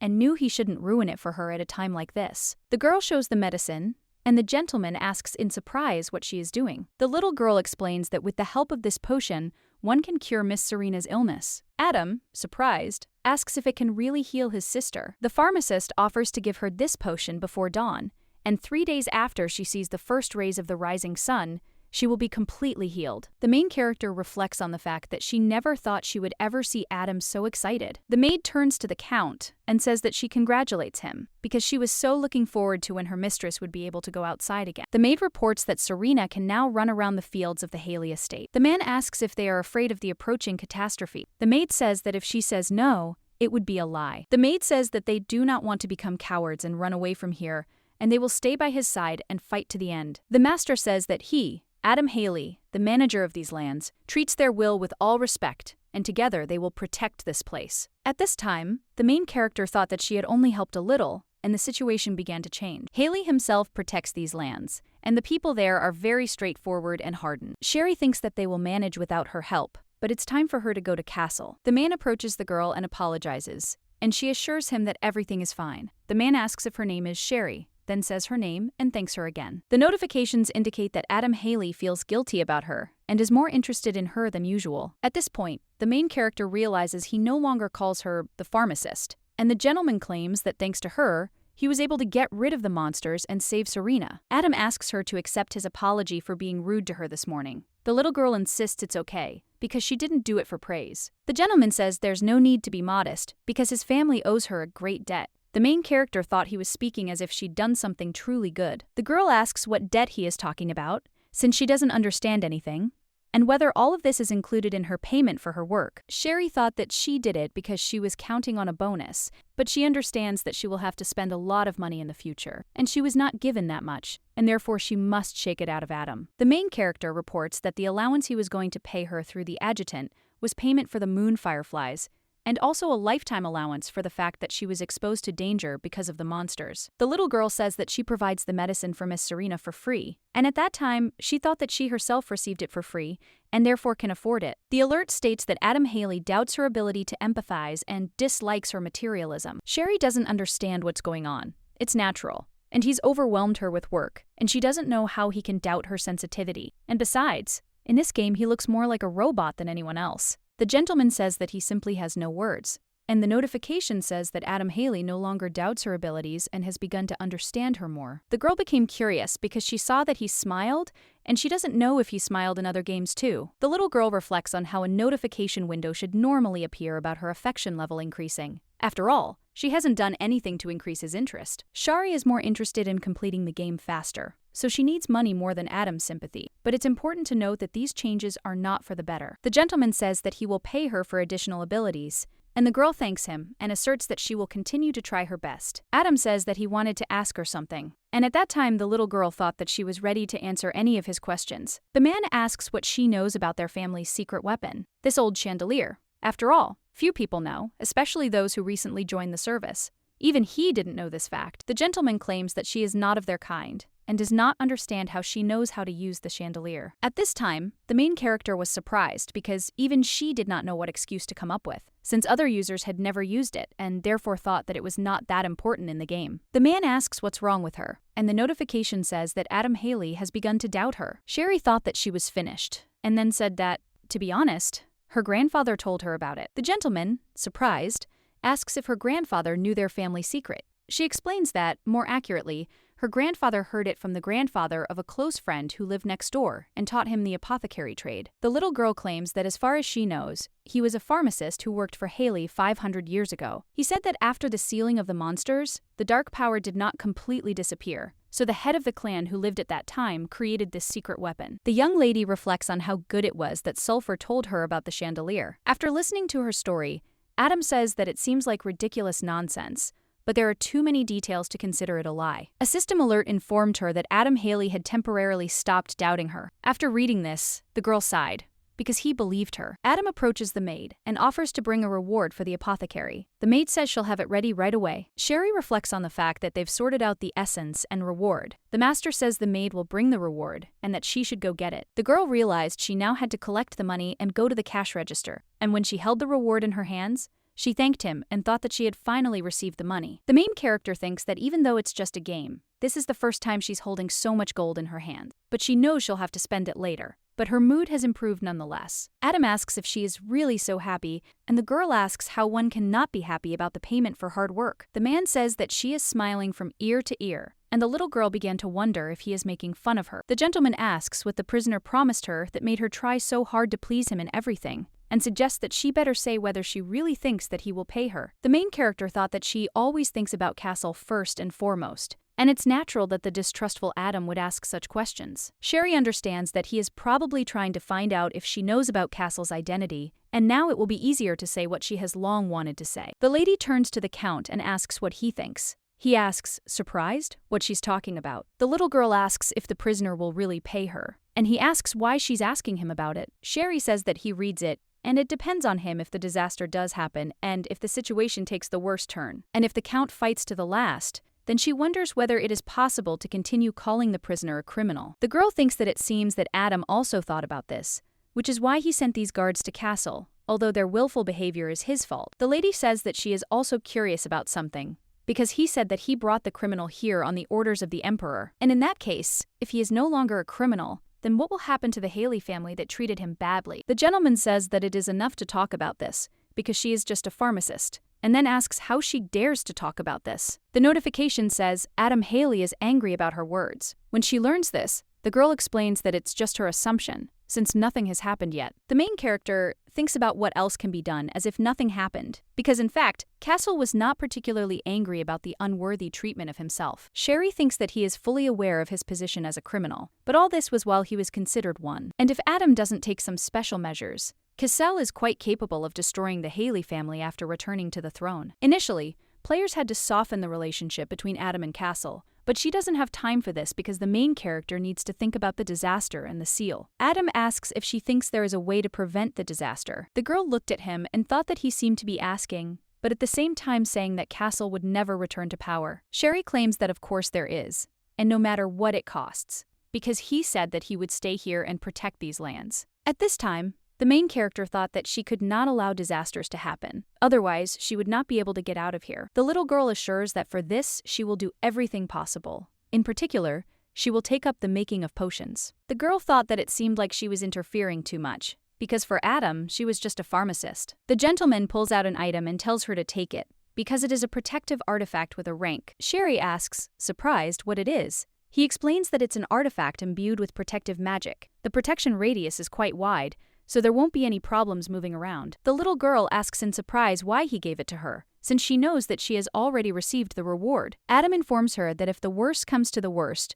she should take him and Serena and flee to the capital. The Count says that he would like to talk to him himself, but he needs to prepare to remove the seal and thinks there will not be time. The master says that if she remains alive, then in the future, when Serena receives the title and inheritance, she will certainly reward her. Adam insists they never forget their benefactors. She asks if he trusts her. The man says that this is not true, and she asks why he then entrusted her with such a task. The Count explains that he cannot say that he completely trusts her, but those who love money will do anything for it. The little girl insists that she is not that obsessed with money, and at that moment she thought that he does not believe her words at all. Suddenly, the main character asks in fear if it is an earthquake. The gentleman explains that this happens when the seal of the monsters is removed. Suddenly, the main character saw a notification that a genie was calling her. The little girl said she was so scared and wanted to know what was going on. The Count asks in surprise what she just said, and the girl assures that she didn't say anything. Adam informed her that since she had received the reward, she could go. The notification stated that Adam Haley doubted her intellectual abilities. Shari turns to the gentleman and says that she would like to ask something, and at that time, she thought that then the genie would stop calling her. The girl asks if they stop giving the prisoner the potion. Does he have any other options? He replies that he has nothing, because all he can do is risk his life and fight. The little girl thought about what she knew, and then said that in that case, if he fails to prevent the catastrophe, then he should take the warriors and go to the western borders. Adam, surprised, asks what she means. Lady explains that monsters will start appearing in that direction. The man, surprised, asks how she knows this, and how she knows it. The girl explains that a prisoner in the tower told her about it, and that she's simply performing duties for a fee. The gentleman asks if he himself told her to convey these words to him. The little girl explains that he told her to convey them to him at the appropriate moment. Sherry understands that she has said everything, and now it is time for her to go. and then she asserts that this is all that she had to tell him, and that she will probably go. The lady understands that the gold is too heavy and wants to quickly put it in her inventory, but she is worried that the genie does not stop calling her. When the girl left, the Count tells the maid that he has a request and invites her to come in for a minute. At this time, the main character thought that she was given a lot of gold, and this payment for her work was so sweet. The maid tells the master that judging by her manner of speech and voice, she is still very young, and she has really done a lot today. The maid reports that the pharmacist went to the swamp to catch fireflies and returned from there all dirty. Thanks to her, it was possible to avoid tragedy and heal Lady Serena, and therefore he thinks it is worth treating her as a benefactor. The master says she asked for payment and benefits for all her exploits. The maid says she's a smart girl, and the Count asks if she didn't see how this pharmacist threatened him. The man thought that he didn't know how she knew all this, because she used the tower prisoner as an excuse to put pressure on him. And if the maid is right, and she is a young girl, then it looks even more absurd. After all, she spoke with such confidence about the prince's return to the throne, as if she believed that she could stop the catastrophe. According to the prophecy, on the 7th night after being taken into custody, or more precisely tomorrow night, it is necessary to prevent the prisoner from falling asleep. Then they will be able to stop the end of the world. But even after this, the seal's removal couldn't be prevented. That's why, to be completely honest, he wasn't particularly worried about the prince losing his power. When the imperial palace announced the weakening of the tower's seal, and the prince was entrusted to it, he already knew about the imminent fall of the Haley family. Adam reflects on the fact that this pharmacist stated so decisively, as if she herself was ready to do this, and naturally it is necessary to prevent this by any means. The gentleman reflects on the fact that her face is hidden by the hood, but he clearly sensed her determination. The maid tells the Count that she hasn't seen so many emotions on his face when he treats someone for a long time, and then says that this girl is truly not ordinary. Adam says that he has enough of this nonsense, and at that time he thought about how Sherry had made him angry, and then happy in such a short time, and he became interested in who she was. The master orders that this document be handed over to the commander of the Knightly Order, because they need a seal to prepare for a catastrophe. At this time, the main character read that the genie wrote that now is not the time to transfer the moments to the inventory, because she needs to visit Castle in the Tower as soon as possible. Sherry understands that he is asking her to go to Castle and believes that not a minute goes by without some kind of business. The main character asks if anything happened while she was gone and sees a lot of empty bottles on the floor. The girl screamed and asked if he had drunk everything again, and at that moment she thought that she had given him so much potion that he would last until her return. And now there are far fewer empty bottles than there were in the bag. The little one reminds me that she said you can't take everything at once. Sherry noticed a foul odor and the sound of running water. Cassell asked how she'd managed to get back and whether she'd really asked the Count to lock him in with her. The gentleman says that she is an idiot, and the girl screams and asks who he called an idiot. When the man came closer to her, she thought that it was not just a faint smell of rot, but broken vials of a potion, and it was not water, but the sound of falling drops of red liquid. The main character realizes that he was trying not to fall asleep, and that's why he was holding broken potion jars in his hands. The little girl claims that he still has some potion left and doesn't understand why. Castle reports that the duration of action has been reduced to 5 minutes. The girl applies the medicine to her hand and reminds him that she promised to return. Shari asks why he was holding the shards. He explains that a man captured by knights for theft cannot return. The gentleman says that it was necessary to leave a few portions in reserve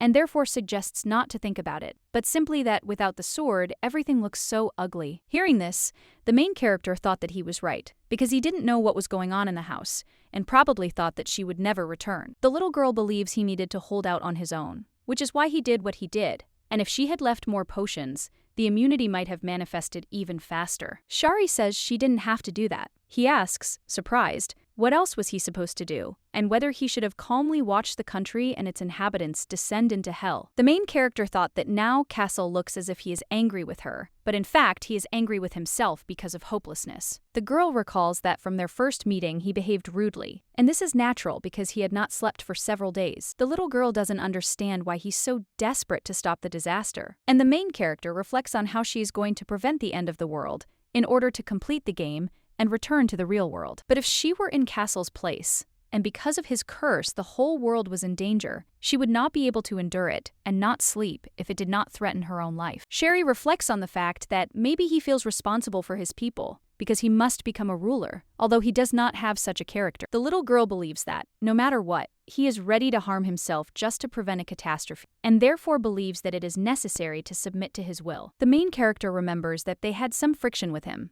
but now it is necessary to regain his trust. And then she says that it is all her fault. The girl says that she gave him a low-quality potion and did not come for a long time, and therefore asks him to forgive her. The man says that means she's not completely shameless. Hearing this, the girl thinks she has to say that to him and considers him a jerk. The little girl knows that he suffered because of her carelessness, and therefore believes that he must be patient. Castle asks what the point is in finding out now. Then he points out that, if he thought about it that way, his throat should have been slit, and he should have been thrown into a fire immediately after birth. Sherry, surprised, asks what he is saying, and at that moment, she thinks that she is apologizing to him, and he is only ruining the mood. The notification stated that the Nightmare Lord was displeased with her behavior. She wondered if he was also displeased with her apology. The little girl remembers that he was the one who first said that he should have been thrown into the fire, and now he is offended that she did not support him. Suddenly, the young lady thought that he was trying to comfort her in this way. And although this explains his behavior, Sherry asks if he has any more potions,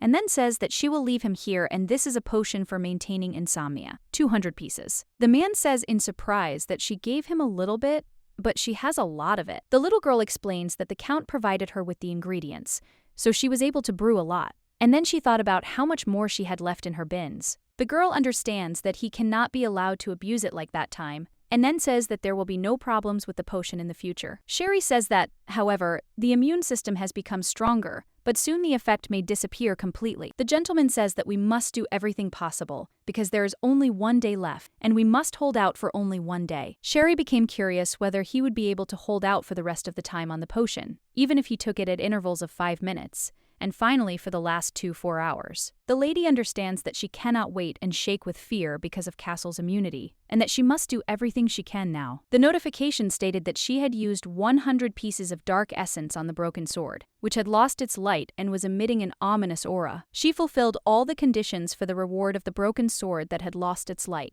The broken blade was imbued with the power of monsters, and is being reborn. The main character thought that she had completed the first part of the quest to revive the sword. The girl understands that he is not yet fully revived, but if she manages to strengthen him, he can become a C-rank weapon, and then she will be able to complete the game without any problems. However, getting a weapon with a rank of 9 is not so easy, and many users restarted the game for this reason. But those who actually managed to revive the sword can be counted on one hand, all because the condition for strengthening is defeating the level 99 centipede boss. Only with the help of poisonous fire can an incomplete sword be strengthened, making it complete. Most users died without ever achieving the buff, and if you kill the centipede boss before the buff ends, the process will not be completed. The main character thought that she no longer wanted to fight the level 99 boss and she was not ready for the battle, but she thought that it would be better to complete the quest quickly. Castle asks if she revived the sword, and if Count Haley gave her the dark essence. And the little girl says that this is true, and when the Emperor and his courtiers asked him about it,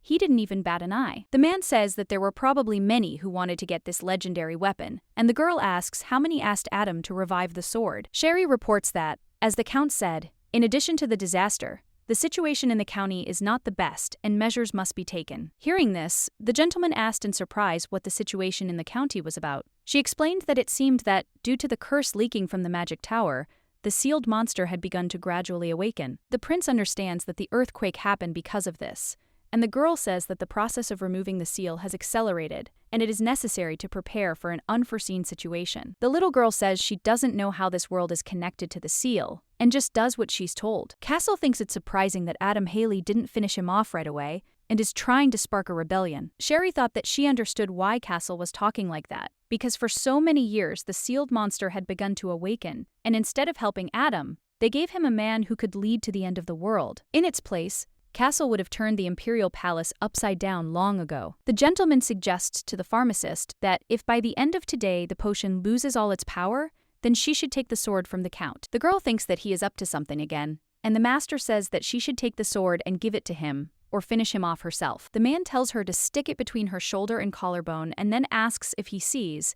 He takes her hand and puts it on his chest. Castle insists it's very simple. The girl screams, saying, "Enough!" and then asks if it's really necessary to resort to such a cruel method. The little girl assures him there are other solutions. He asks if she has another option. Sherry thought for a bit and said that in general, we need to come up with some more humane method. The gentleman says that, for example, she can throw a potion at him, but suddenly an earthquake began. The main character thought that this was different from what had happened before, and and she realized that the seal was gradually opening. Sherry thought about asking GM when the seal opens, and she knows that there is only 1 day left, and this cannot be allowed to happen. The prince asks how much the count promised to pay her for this work. She explains that they agreed he would pay her a small amount of gold. The man reminds her that she said she wouldn't get paid if he didn't fall asleep, and asks if that's true. The little girl assures him that it is. Castle informs her that if he falls asleep, she will not see the gold, nor even the shadow of the count. After all, the entire county of Haley will be on fire and disappear, and in that case he wonders if she can survive. The little girl thought that she herself knew this, because Castle had not yet seen this, that in the last minutes of Haley County they made great efforts to prevent the winner of nightmares from falling asleep. But all this was in vain, and it led to a disaster and an attack of monsters on the county. The inhabitants of the county died a painful death in the fire, and despite the desperate efforts of the knights, the county of Haley was completely destroyed. Sherry reflects on what she saw as the ending in the user videos. The gentleman asks why she's silent and if she's afraid. She explains that he's not afraid, but that she's simply touched by his concern for her life. Castle tells her to shut up and asks who's worried about her. She then asks why he's saying that. The little girl thought about what she had said without meaning to. The prince told her not to waste time on idle chatter and to instead admit defeat and start looking for a way to stay alive. Sherry claims that she is not lost yet, and at that time, she thought that he was untrue to be worried, and then says that he himself just said that it is necessary to do everything possible. The lady says that it seems to her even more that death from the opening of the seal, and the monsters will come faster than he falls asleep, and she will burn in the fire. The man asks in surprise if she is afraid, because he thinks that a normal person would be scared and run away from here without any reward. The master says her behavior is not typical of a pharmacist. She saw a notification that the Nightmare Lord has serious doubts about her. Castle asks who she really is, and comes closer to her, and then grabs her by the cloak. The man suggests that maybe she was sent to cut his throat when he falls asleep, and asks if that is not the case. The little girl doesn't understand why he's suddenly making her out to be a murderer, and therefore believes that he still suspects her. The notification states that she must dispel the opinions of this character and increase the level of sympathy. Sherry thought that she had long ago given up on Castle's sympathy, but she still believed that he at least trusted her a little, but understood that he was busy testing her. The girl reminds him that she said that he was an ordinary pharmacist, and he asks if she wants him to believe it. The main character claims that he himself was glad that the servants did not harm her, and to be honest, she does not really believe that if he falls asleep, Haley will burn in the fire. The lady thinks that this looks like some kind of baseless nonsense, and even if it is true, then poor commoners like him will not even know that they will die, and they'll stay there until the end just for a few extra gold pieces. She says that's why they should stop suspecting her. After these words, the notification wrote that the Lord of Nightmares temporarily stopped doubting her. The little girl says that if this is true, then he should be the one to be afraid more than anyone else, and asks if this isn't true. Shari claims that if the duchy disappears because of him, then people will die too, but he doesn't seem worried. The gentleman says there was a time when he experienced something similar. He looked at his hand, and it felt like he was alone and suffering. The main character doesn't know who she is to feel sorry for someone, and is stuck in this game and could have died there, and her life would have been even more miserable. The lady says that she cannot die before receiving the reward, and therefore suggests remembering. The notification states that the Nightmare Lord doubts her ability to empathize. The prince suggests that it would be better to point out her slow wit and poor decision-making ability. The girl assures him that this won't happen, and suggests that he no longer worry about her. He asks, surprised, who else in this place worries about her? Suddenly, the head maid comes in and announces that she has brought a change of clothes and some food. At this time, the main character thought that it seemed that Adam had stirred because of her words, and it seemed that he was frightened by the words about the prince's return to power. Shari takes the basket and thanks her.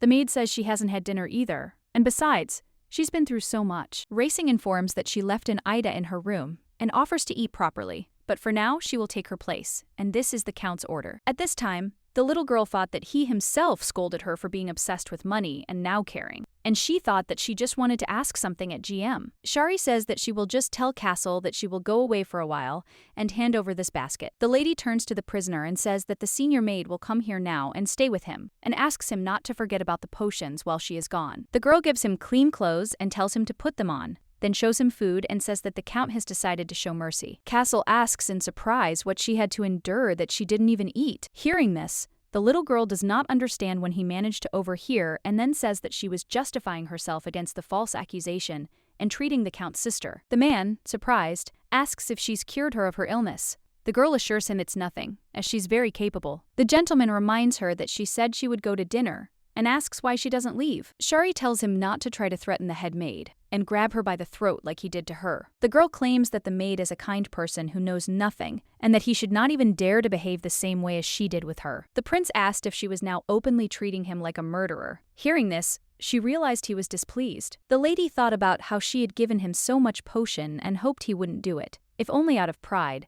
Then she said she was just saying it because she was worried about it. Castle asks if she asked the count to treat him better. The girl thought that even after the terrible treatment he received, he did not demand that his offenders be punished, but silently accepted his position. The little girl thinks that some commoner intervened and asked her to treat him properly, and this could have angered him. The main character understands that it is a disgrace for members of the imperial family to accept help, let alone pity, from commoners. Shari says that while she was trying to clear herself of the false accusation of abusing the servants, she complained about something she didn't like, but she can't say that she specifically demanded anything from the count. At this time, the girl thought that they helped him, but he was still unhappy, and then said that she would return in an hour and left the potion in the corner, and therefore let him try to stay closer to the door. The maid claims that she will try to cope and let the lady leave. When the main character arrived in her room, she immediately started chatting. Ari wrote that Shari was simply brilliant, as she was so dynamic when she fought the main centipede. Sarah writes that she behaved magnificently, and today she recognizes her as her niece. The girl asks in surprise if they saw all this,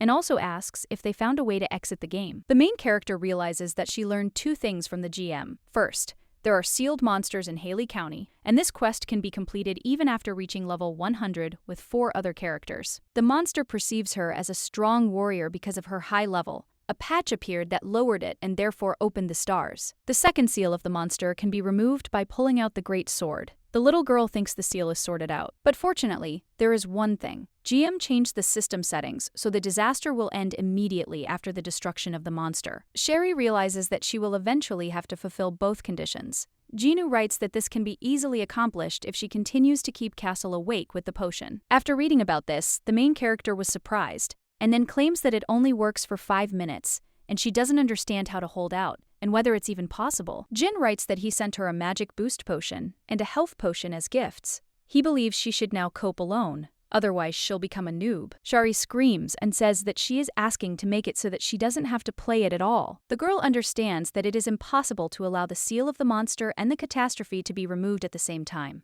and as a reward, she, of course, received good potions. The little girl understands that only very capable users can easily complete the game with their help, and she knows a little about the plot, but has not completed this game and therefore does not know what to do. The maid excitedly asks Shari if she's arrived. The lady asks if everything is all right, and the maid explains that, as she said, she checked to make sure he took the potion every 5 minutes. The maid says he just didn't touch his food, and the main character thinks he probably didn't eat on purpose so as not to fall asleep on a full stomach. Shari looked at the prince and thought that in these clothes he looked more like the main character, but he was so stubborn when she gave him the outfit. But now it seems he likes it himself. The maid asks the lady if she ate well. She nodded, thinking that although she was busy talking, she was still busy. The maid says that it's good that she came and then she'll go, and if she needs anything, she can contact her at any time. Shari thought that judging by the remains of the potion, the effect had not decreased over time, and there were 18 hours left until the end of the quest. The girl really wanted everything to go smoothly up to this point. Suddenly, she noticed that he had drunk all the potions,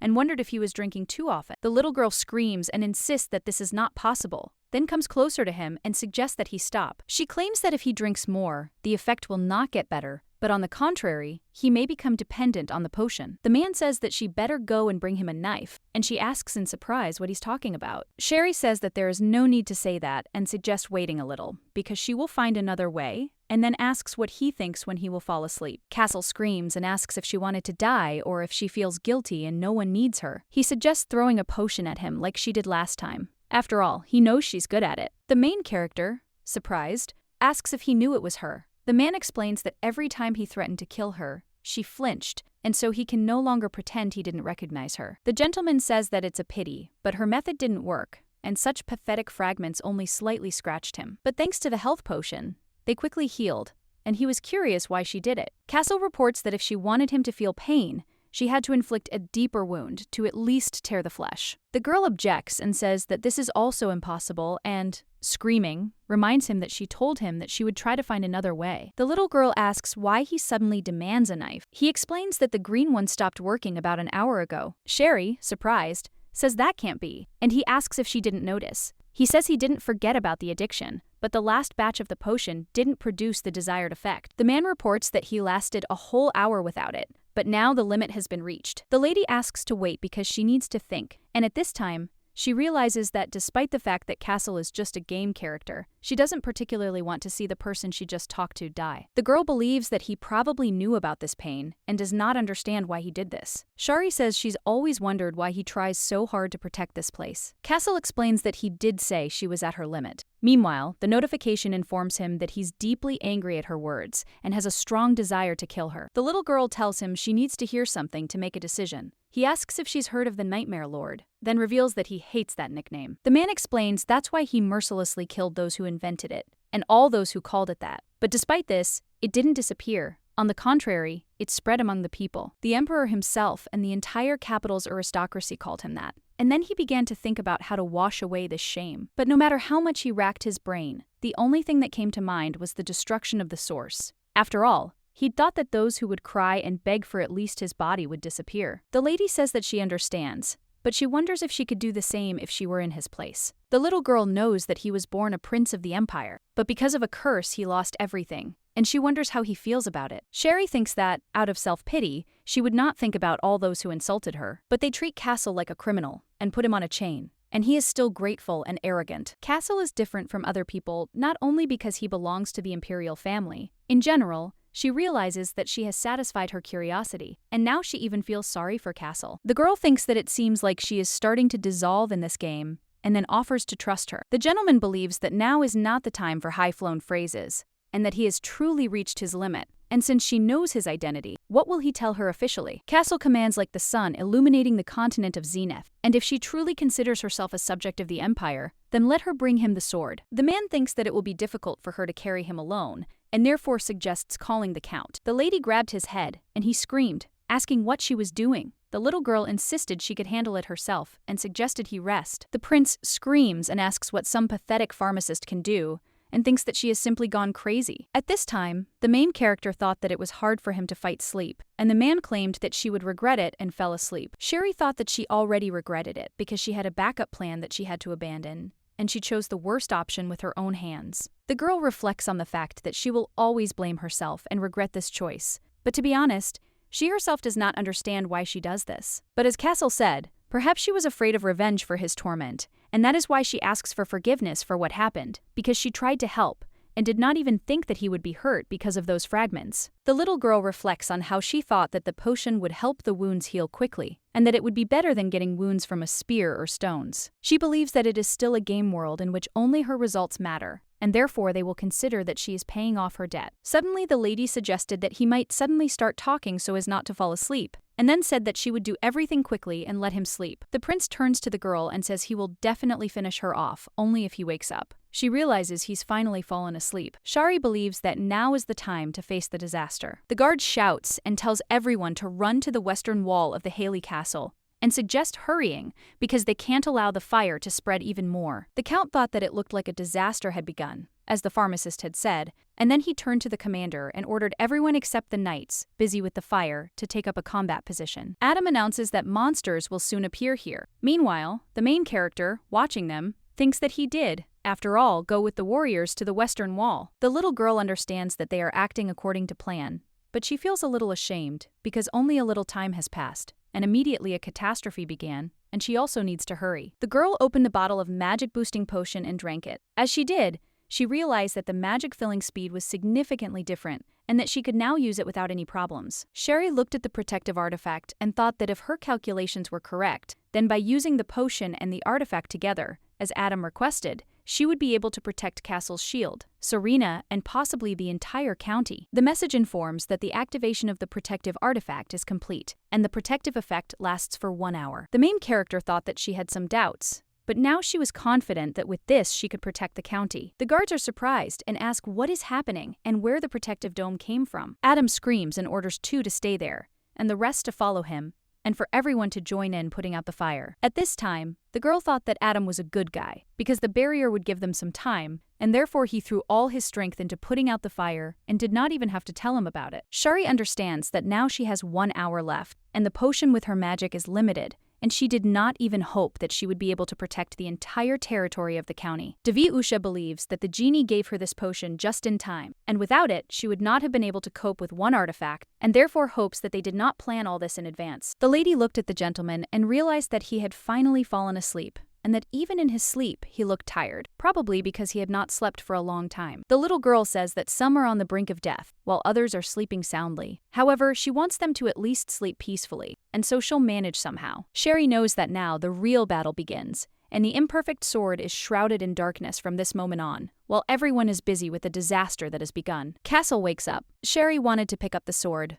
but it turned out to be very heavy, and she thought that it was not written anywhere that it was so difficult to pull it out. The little girl saw the curved sword and now understood why it was so hard to pull out, and at that time she realized that it was approaching and that she would finally meet the huge centipede. The roof of the tower immediately flew off from one blow, and the main character understands that this will not be easy, but in real life she is even more vile. The girl understands that until now there were almost no users who reached this cross, and the centipede turned out to be faster and more disgusting than she thought, and she got goosebumps. The main character doesn't know what to do because she's about to start attacking, and in that case, she first needs to run to the castle. Sherry believes that all this happened because of her, and therefore she must protect him. The little girl took the boy in her arms and thought that it was good that she had high physical strength indicators, because she never thought that she would have the opportunity to hug such a handsome man. However, the main character understands that it is too early to relax, but it seems to her that the speed is gradually increasing, and she will use her magic. The alert states that the protective artifact's duration is half an hour. The lady realizes that, due to the tower's roof being blown off, the power of the chains binding castle has also disappeared. The girl understands that it's good that the magic is restored on its own, and she only managed to stun the centipede for a while, and soon it will move again. The lady understands that then she will become her target, which means she will rush here, and therefore she thinks that she needs to quickly prepare for the next reception and drink a health potion. The main character understands that this potion is capable of increasing her health above her normal level, and most likely the GM gave it specifically to fight the centipede. Sherry thinks she only has 30 minutes and can't just relax. There are still people left on the estate, and the damage from the disaster needs to be limited as much as possible. The little girl looked at the guy and thought that most likely he would not suffer anymore, and therefore thought that it was necessary to finish the battle with the centipede, and she became interested in when she would appear. Suddenly, the monster stood in front of her, and the girl screamed and said that she didn't mean anything. She appeared right now. The girl became curious why she didn't fall after she hit her. The centipede has 3 attack phases, and the first 2 phases were random attacks before. The lady understands that if she manages to dodge them, they will not cause harm, and she even managed to attack her and wound her. But the third phase, the poisonous flame, is very different from the previous ones. This isn't just any fire, but a poisonous flame that causes continuous bleeding even if it touches the body. This attack is the one that is perfectly capable of strengthening that broken sword. The main character thought that she understood this perfectly well, but looking at the huge flame, she wondered whether she really should climb there. The little girl thought that she should drink another health potion, and at that moment she realized that she had given the entire potion to Castle,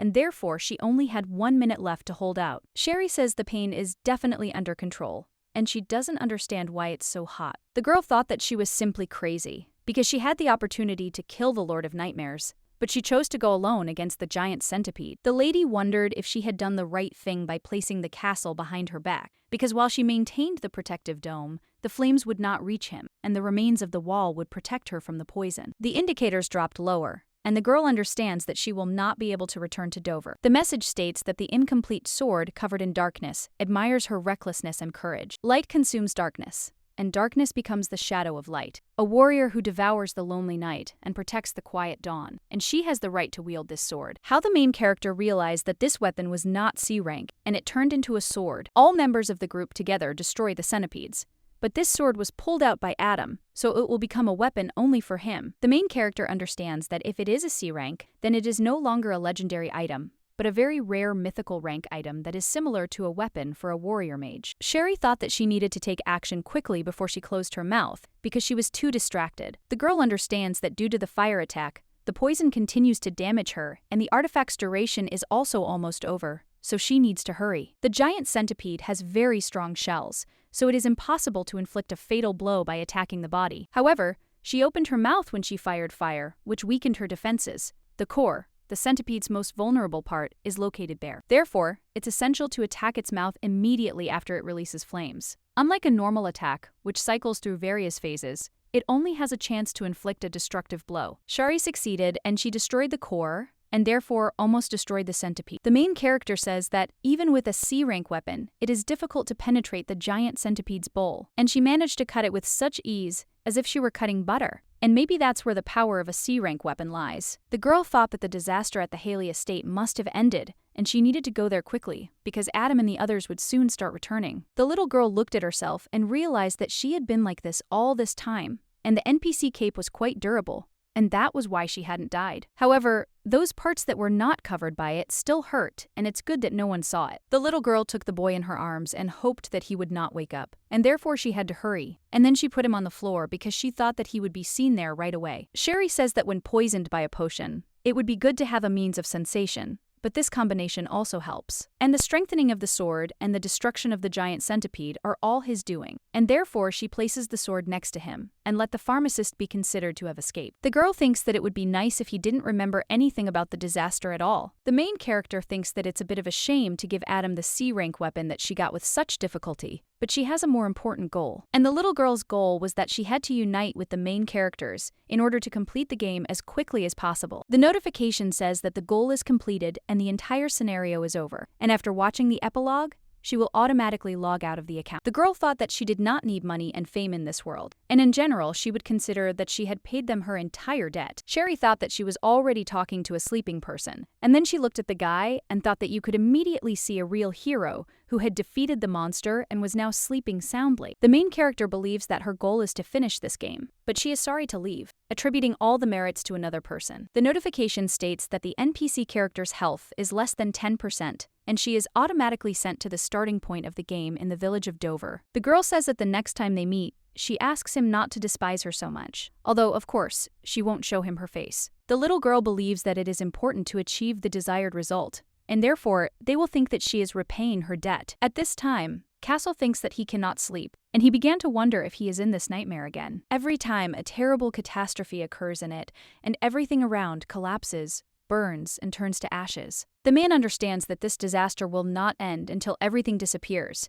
and until this nightmare ends, he will not be able to move, and it is difficult for him to even blink. The prince believes that he is forced to silently watch this spectacle, because people around him are dying, and he can't do anything. And all that he can do is come face to face with the horror that he himself caused, powerlessness and anger at himself, injustice and weakness. The man understands that when they are ready to devour him, then he will understand that the catastrophe is not in these monsters, but in him, the damned man. And when Castle opened his eyes, he realized that it seemed he had broken out of this dream, and saw the pharmacist who was fighting. The prince reflects on the fact that she couldn't stop the giant centipede alone, and therefore believes that it seems like he is still dreaming. The man thinks that if he continues to dream, he risks falling into a nightmare again, and therefore believes that he must wake up. Castle reflects on the fact that even if he wakes up, everything will already be over, and only ashes will remain of Haley County. However, he became curious whether the last memory of this county would live on. The man thought that, judging by the sensations, he had definitely woken up,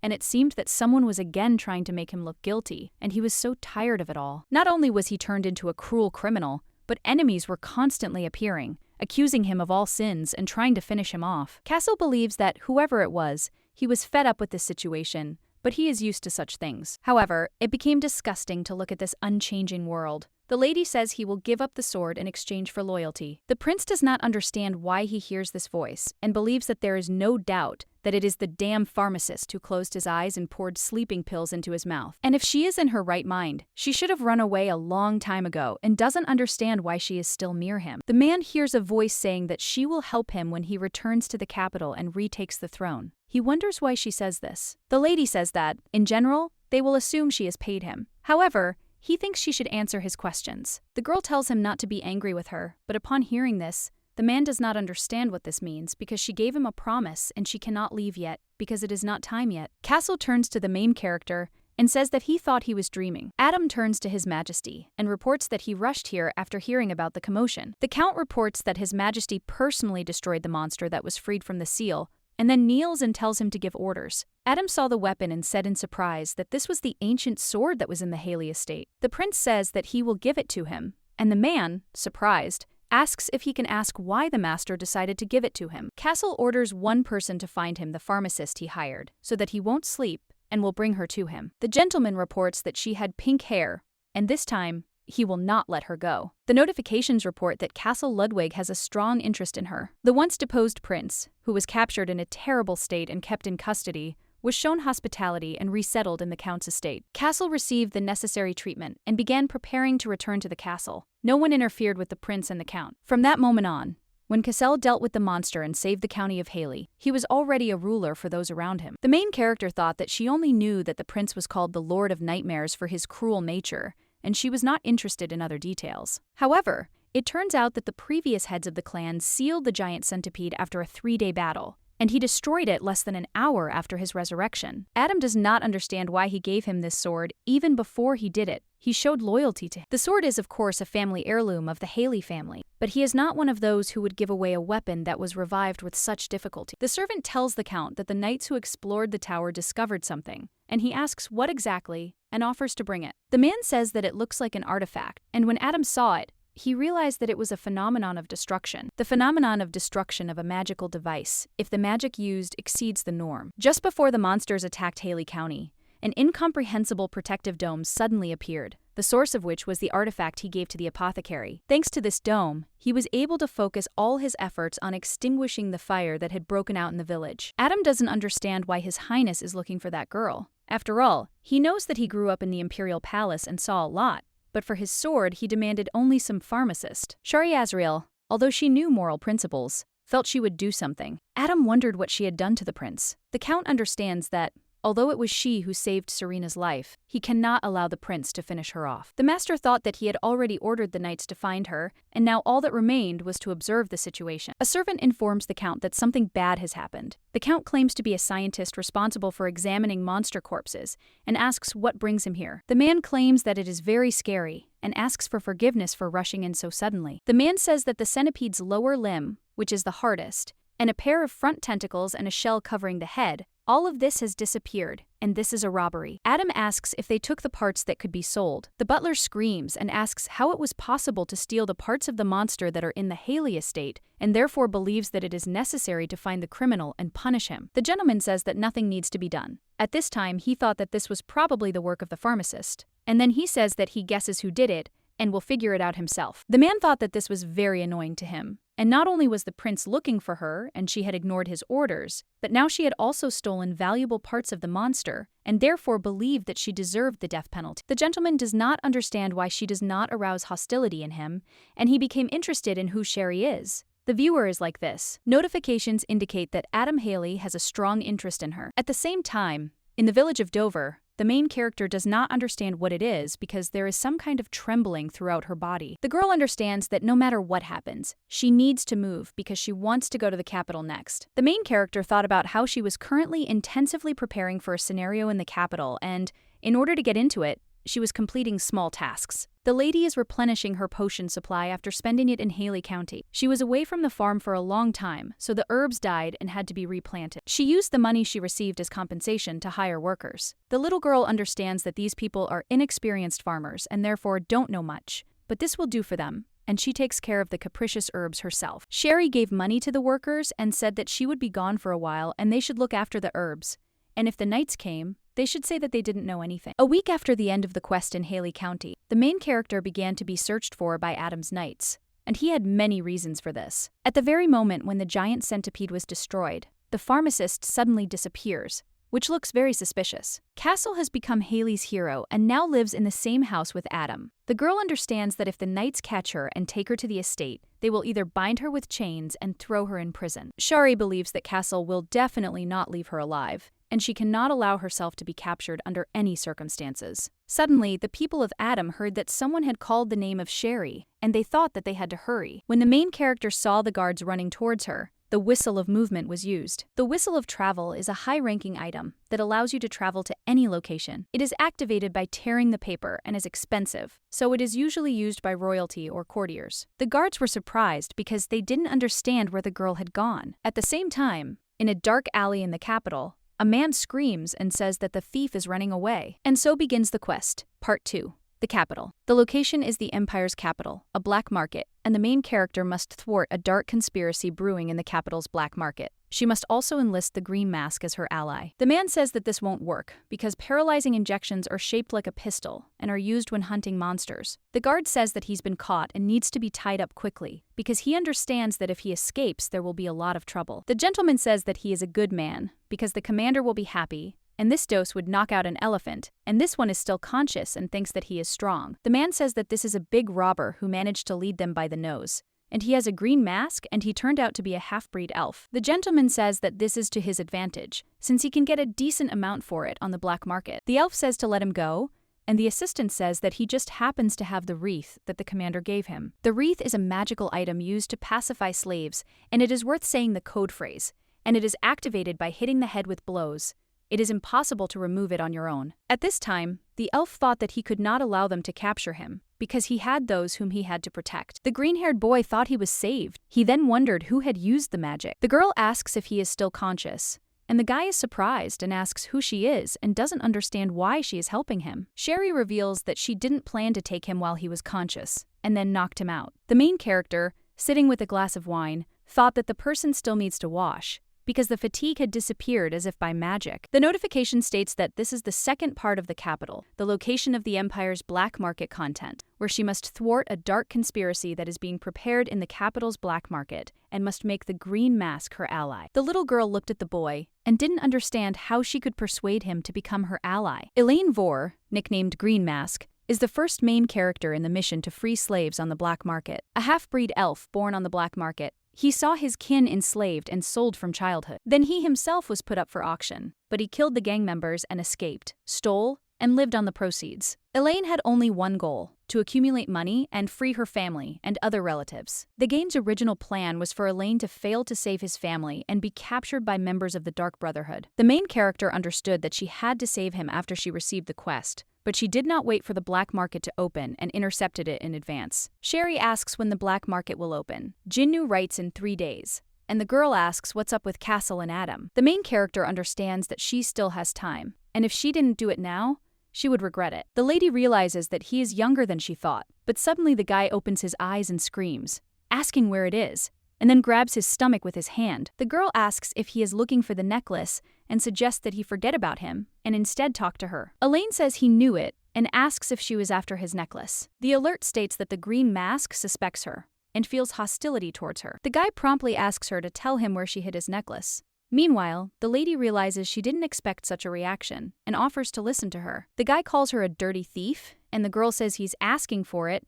and then the glass of wine falls on the floor. Sherry grabs his hand and screams, asking who else he is calling a thief. The elf says in surprise that she is very strong, and the girl suggests listening to her carefully and says that Velisir's eye, which he was going to steal, is not real. The lady says that they won't pay much for him, and he won't save his family, but she's not a thief hunting for counterfeits, but his savior, and is here to help him. The guy asks in surprise how she will help his family, and also wonders why she is helping him at all. Shari asks if he wants to know, and then offers to make a deal, and in exchange, she will help him free his family. The Eye of Velisir, the ancient elven king, who became a legend, wanted to hide his daughter from people and tore out his eye, making an artifact out of it. Only those with elven blood can hide with this necklace. The main character understands that with this artifact there is no need to steal and get money, and the guy thought that he could save his family and their entire race. Elaine reflects on the fact that this is why he had to steal it, but only in this way will he stop being a slave or a thief and begin to live his own life. The boy realizes that it turned out that the eye in Velisir was not real, and it was a trap of the Dark Brotherhood. People treated them like toys just because they looked different and didn't take them seriously,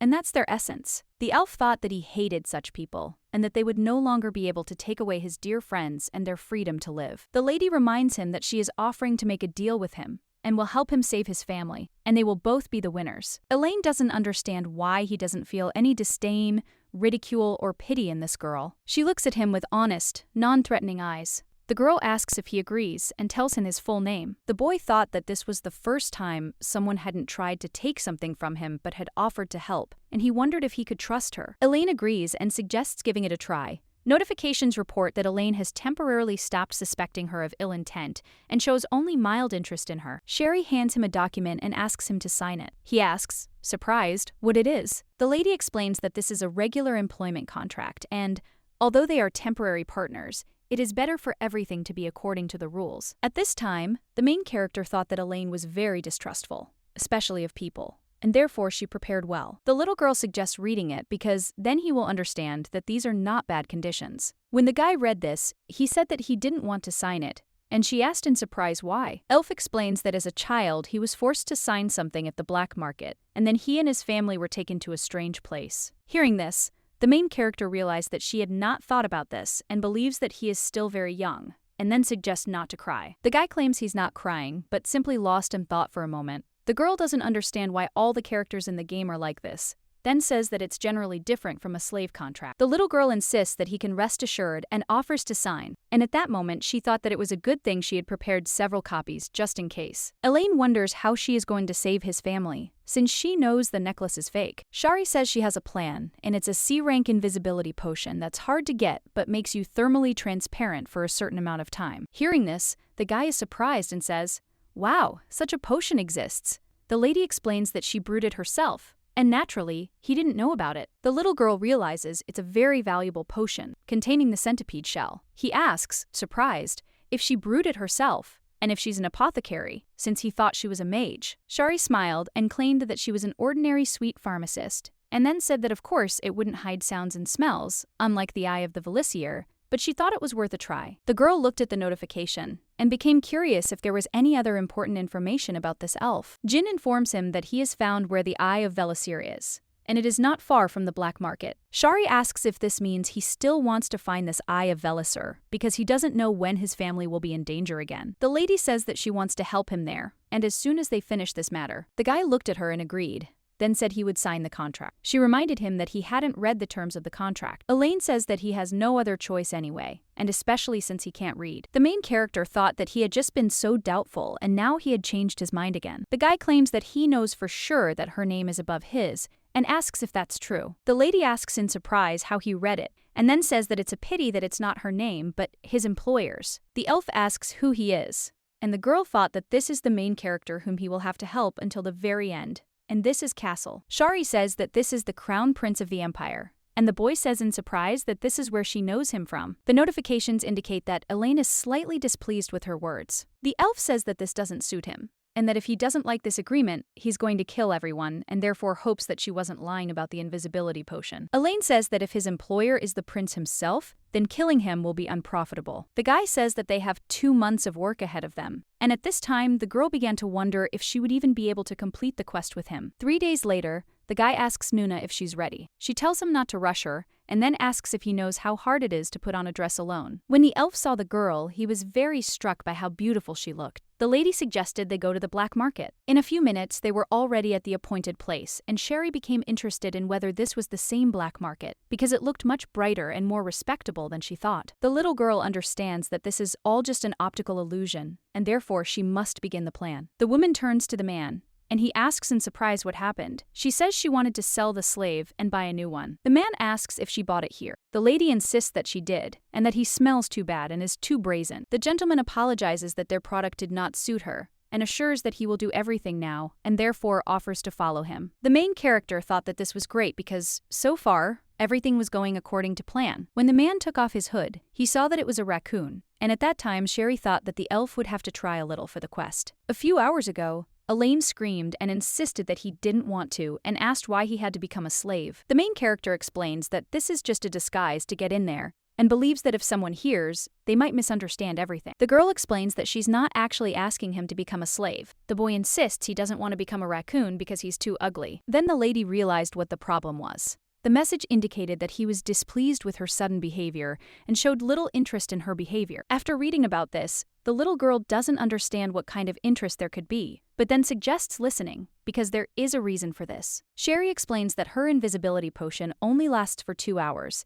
and even if they manage to get to the black market, they don't have much time. Elaine asks what this has to do with the raccoon. She explains that raccoons usually smell bad, which is why they're kept in separate cages. Raccoons, unlike others, are not particularly popular and are poorly guarded, so it will be easier to escape. The girl reminds him that he said he wanted to free his family from prison, and then claims that that's why he has to become a raccoon to get in there. The main character tells him that when he gets into a separate cell, he must immediately drink the potion and escape from there. Before the auction begins, he must stun the guards and open all the cages so that his relatives and other captives can escape. The guy says that it's easy to get out of the cage and knock down the door, and then asks in surprise about the slaves in shackles, because he knows he won't be able to help. Elaine says that only Valet can remove the shackles, and the lady asks if he thinks so. She didn't teach this. Sherry reminds that she said that she has a plan, and she knows a way to remove the shackles, and to put this plan into action, she needs the power of the green mask. The girl claims that he must pay for her potion, and asks if he has forgotten about it. The guy enthusiastically says that Nuna is amazing,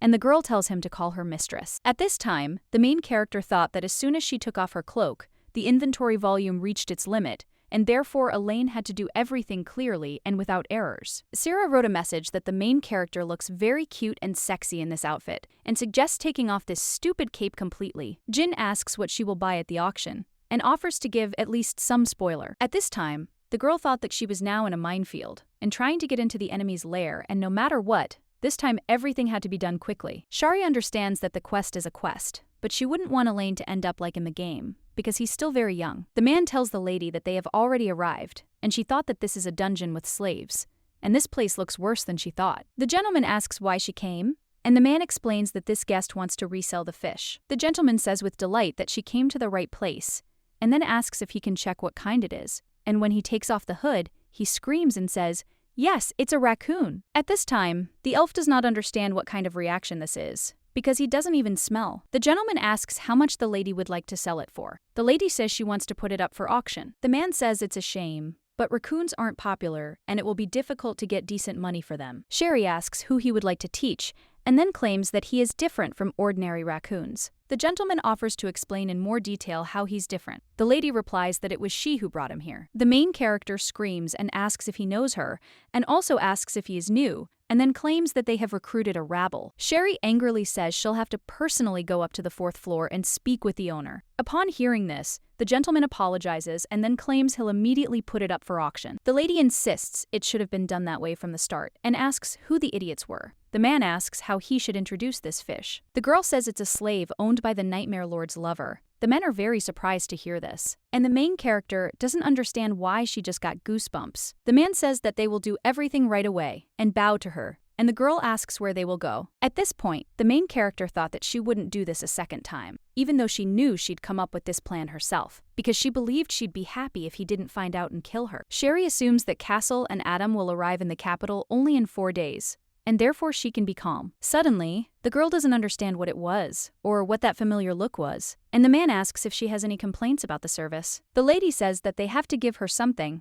and he asks in surprise what she is talking about. The main character says that she entrusted them with her goods and is waiting for a deposit for it, because she was told at least 10 million for the fact that she put the goods up for auction, and then asks if he means to say that she will not receive this either. The lady wonders if she will have to tell her lover about this again, and the gentleman asserts, screaming, that he cannot give more than 5 million. Hearing such a sum, the little girl thought that this was very good money, and the raccoon, screaming, turns to the lady and asks her not to abandon him. The main character thought that this idiot plays his role so beautifully that he should have become an actor. The gentleman turns to the ladies and gentlemen and informs them that he welcomes them to their auction, and this is a quest to free the slaves. The basement of the black market auction building contains numerous slaves of other races. The protagonist must free them while avoiding encounters with the Dark Brotherhood and monsters. The conditions for completing the quest to free more than 100 slaves, and the duration is 2 hours, and the countdown has begun. The young lady watches the auction closely, and the host announces that a slave from the wolf race is going to guest number 9 for 300 coins. The little girl was surprised because she saw so many different slaves and there was no one next to her. The presenter announces that the next lot will be immediately recognized by those who know how to handle a sword, and then announces that this is C-rank armor made from the scales of an ancient monster. The girl was interested because she thought it was a good item, and believed that if the starting price was 1 million,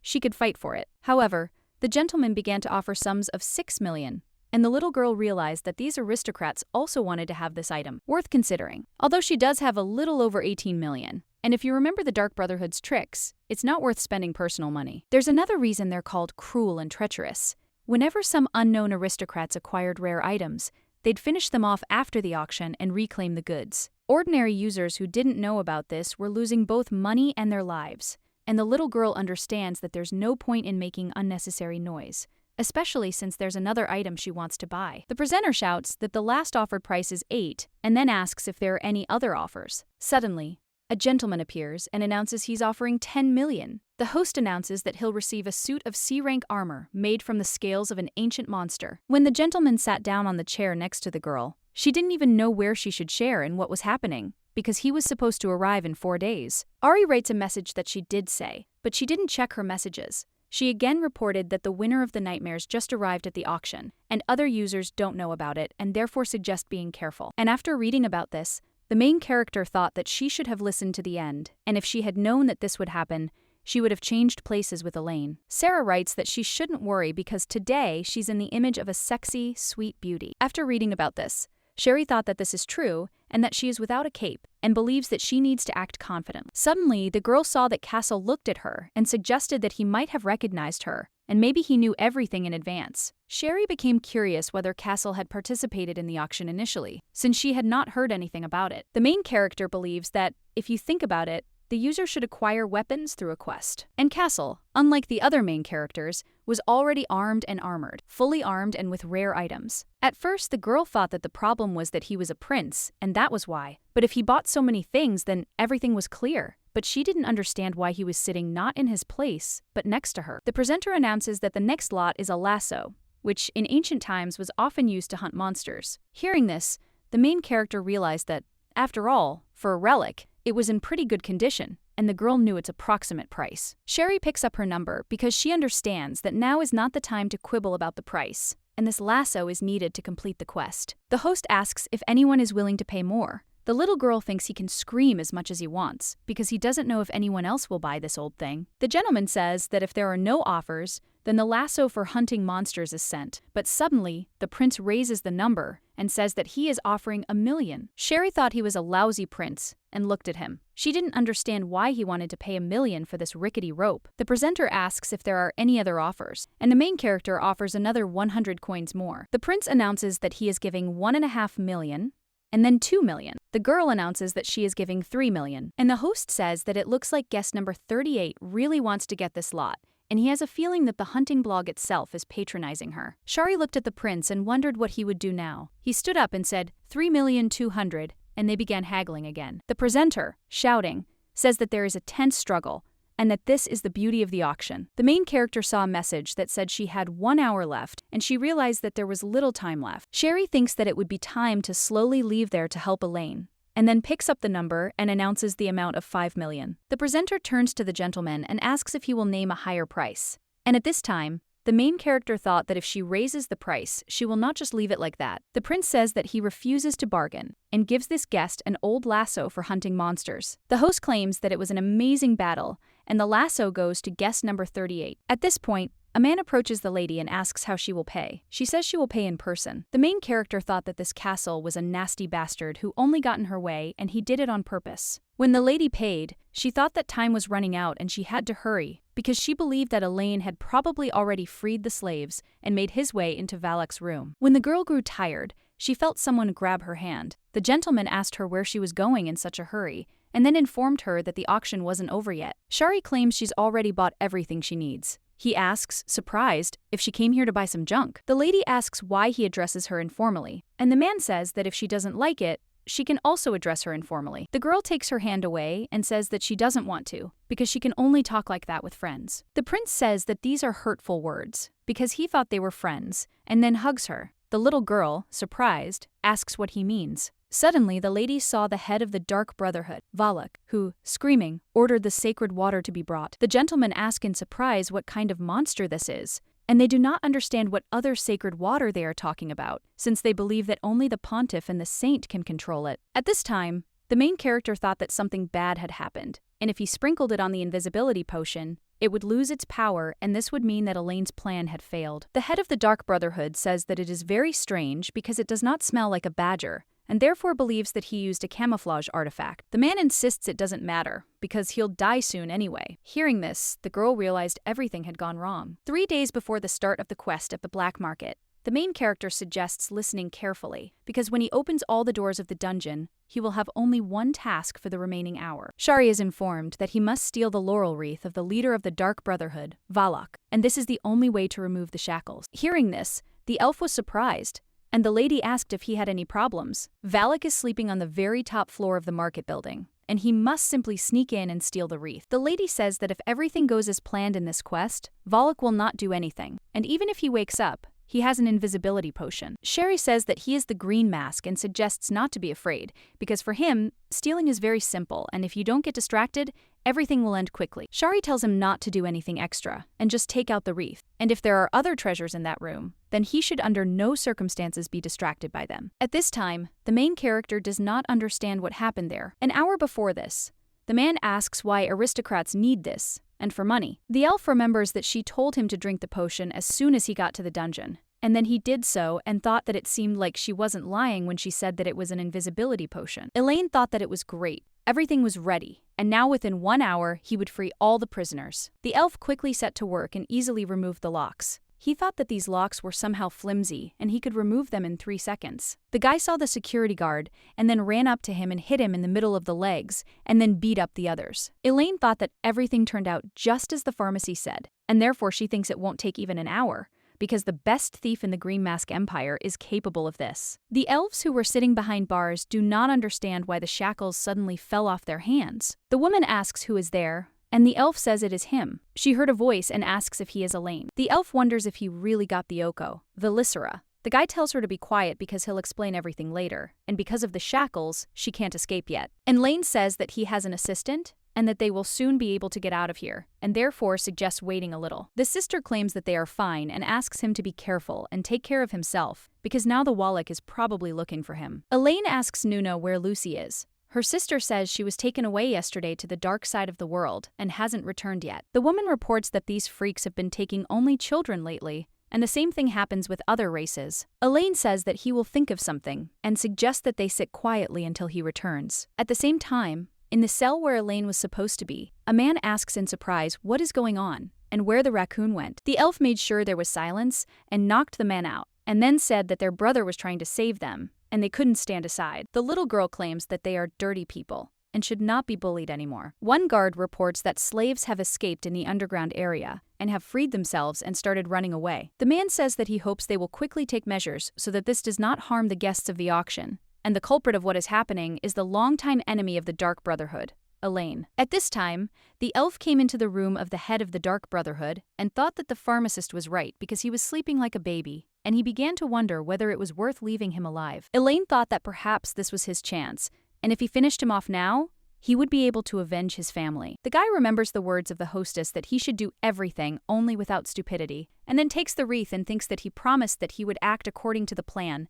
and understands that he needs to quickly take it and leave. Suddenly, Elaine heard a child crying and children calling for their mother. He realized the voice was definitely coming from another room and decided to go there. The guy understood that this voice belonged to Lucy and thought that he still had a little time and he had to save her. At this time, the girl felt that there was someone in the room and was asking for help and not to finish her off. The guy asks her to be quiet and then announces that it's him. The little girl, surprised, asks if he's really her uncle since she can't see him. The elf explains that he used magic to save her and then says that he will soon get her out of there and that she should not be afraid. And at that time, Vassal woke up and said that there weren't enough children, and as soon as they grew up a little, their taste changed, and therefore it was better to eat them before they had time to grow up. At this time, the guy thought that this was the man who was sleeping, and realized that he was the same height as him. The man says that it's strange because he doesn't understand how she managed to remove his magic, and then, surprised, asks where the smell is coming from, and thinks that there is someone else there besides her. The vassal says that of course there is a way to test this,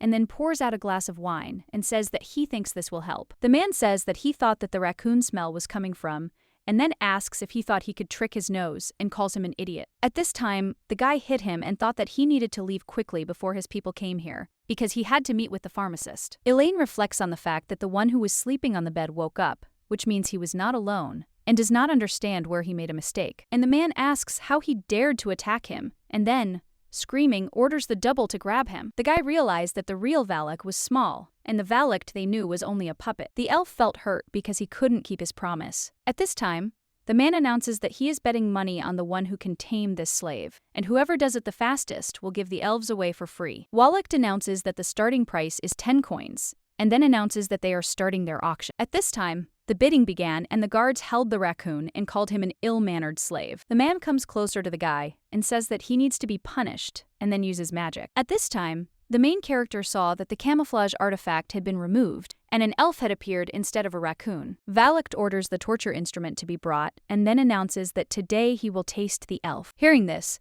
the main character thought about, what if he does this and everything happens as it was originally planned? According to the game's plot, today Elaine falls into the hands of a psychopath and something terrible happens to him. He will become dark and lose his personality, so she told him to take the wreath and leave there immediately. The girl understands that her plan was perfect, and she became curious about what happened there, whether it was a Wallach trap or a simple accident. Sherry realizes she must save Elaine quickly. The man tells them to pay the money and get in line. The prince asks if she's also bet money. Hearing this, the lady realizes there was a castle involved, and he asks if she intends to participate in all of this. The little girl suggests not to misunderstand her because he originally belonged to her, and then she leaves. The message states that the Nightmare Lord has some interest in her actions. The lady approaches the arena and then takes the voice amplification artifact from the assistant. Voice enhancement artifact is a special artifact that increases the volume of the voice during an auction. Sherry tells everyone to shut up, her voice cutting through everyone's ears. She turns to the man, calls him boss, and then announces that she has an objection. The main character says that this is her slave, and she brought him to resell him,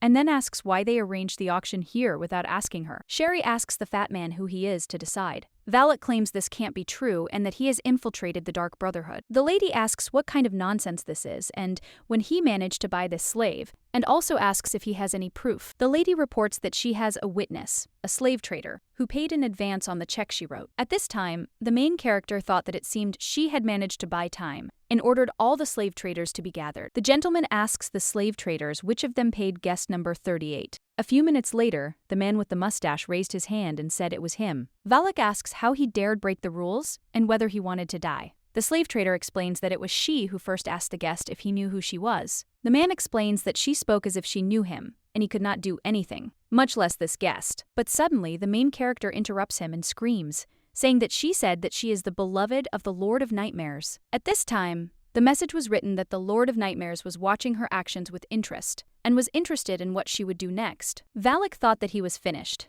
and then bowed his head and told the lady that their worker had misunderstood and made a mistake. The man says that since this is how it turned out, maybe she wants to replace him with another slave. The lady says that there is no need to do that, since she has checked everything that is necessary. Valak, surprised, asks what she means. Meanwhile, the girl was thinking about how quickly she'd have to complete this task. A few hours ago, in a house in the capital, Castle was training, and suddenly thought about Sherry, and became curious about where she was hiding. The prince understands that after that day he can't find her, and that impudent and nasty pharmacist who dared to anger him, and then disappeared and even remained alive. The gentleman reflects on the fact that from the very beginning she did not give him any peace, and it was clear that he frightened her like others, but for some reason she pretended that this was not the case. Castle thought that it would soon end, but she exceeded all his expectations and at some point became something like a crack for him. Little by little, she tore him apart and eventually changed his life, and this change should not have been in him, in the damned prince, a disaster for humanity. The prince wondered why he wasn't disgusted by these changes.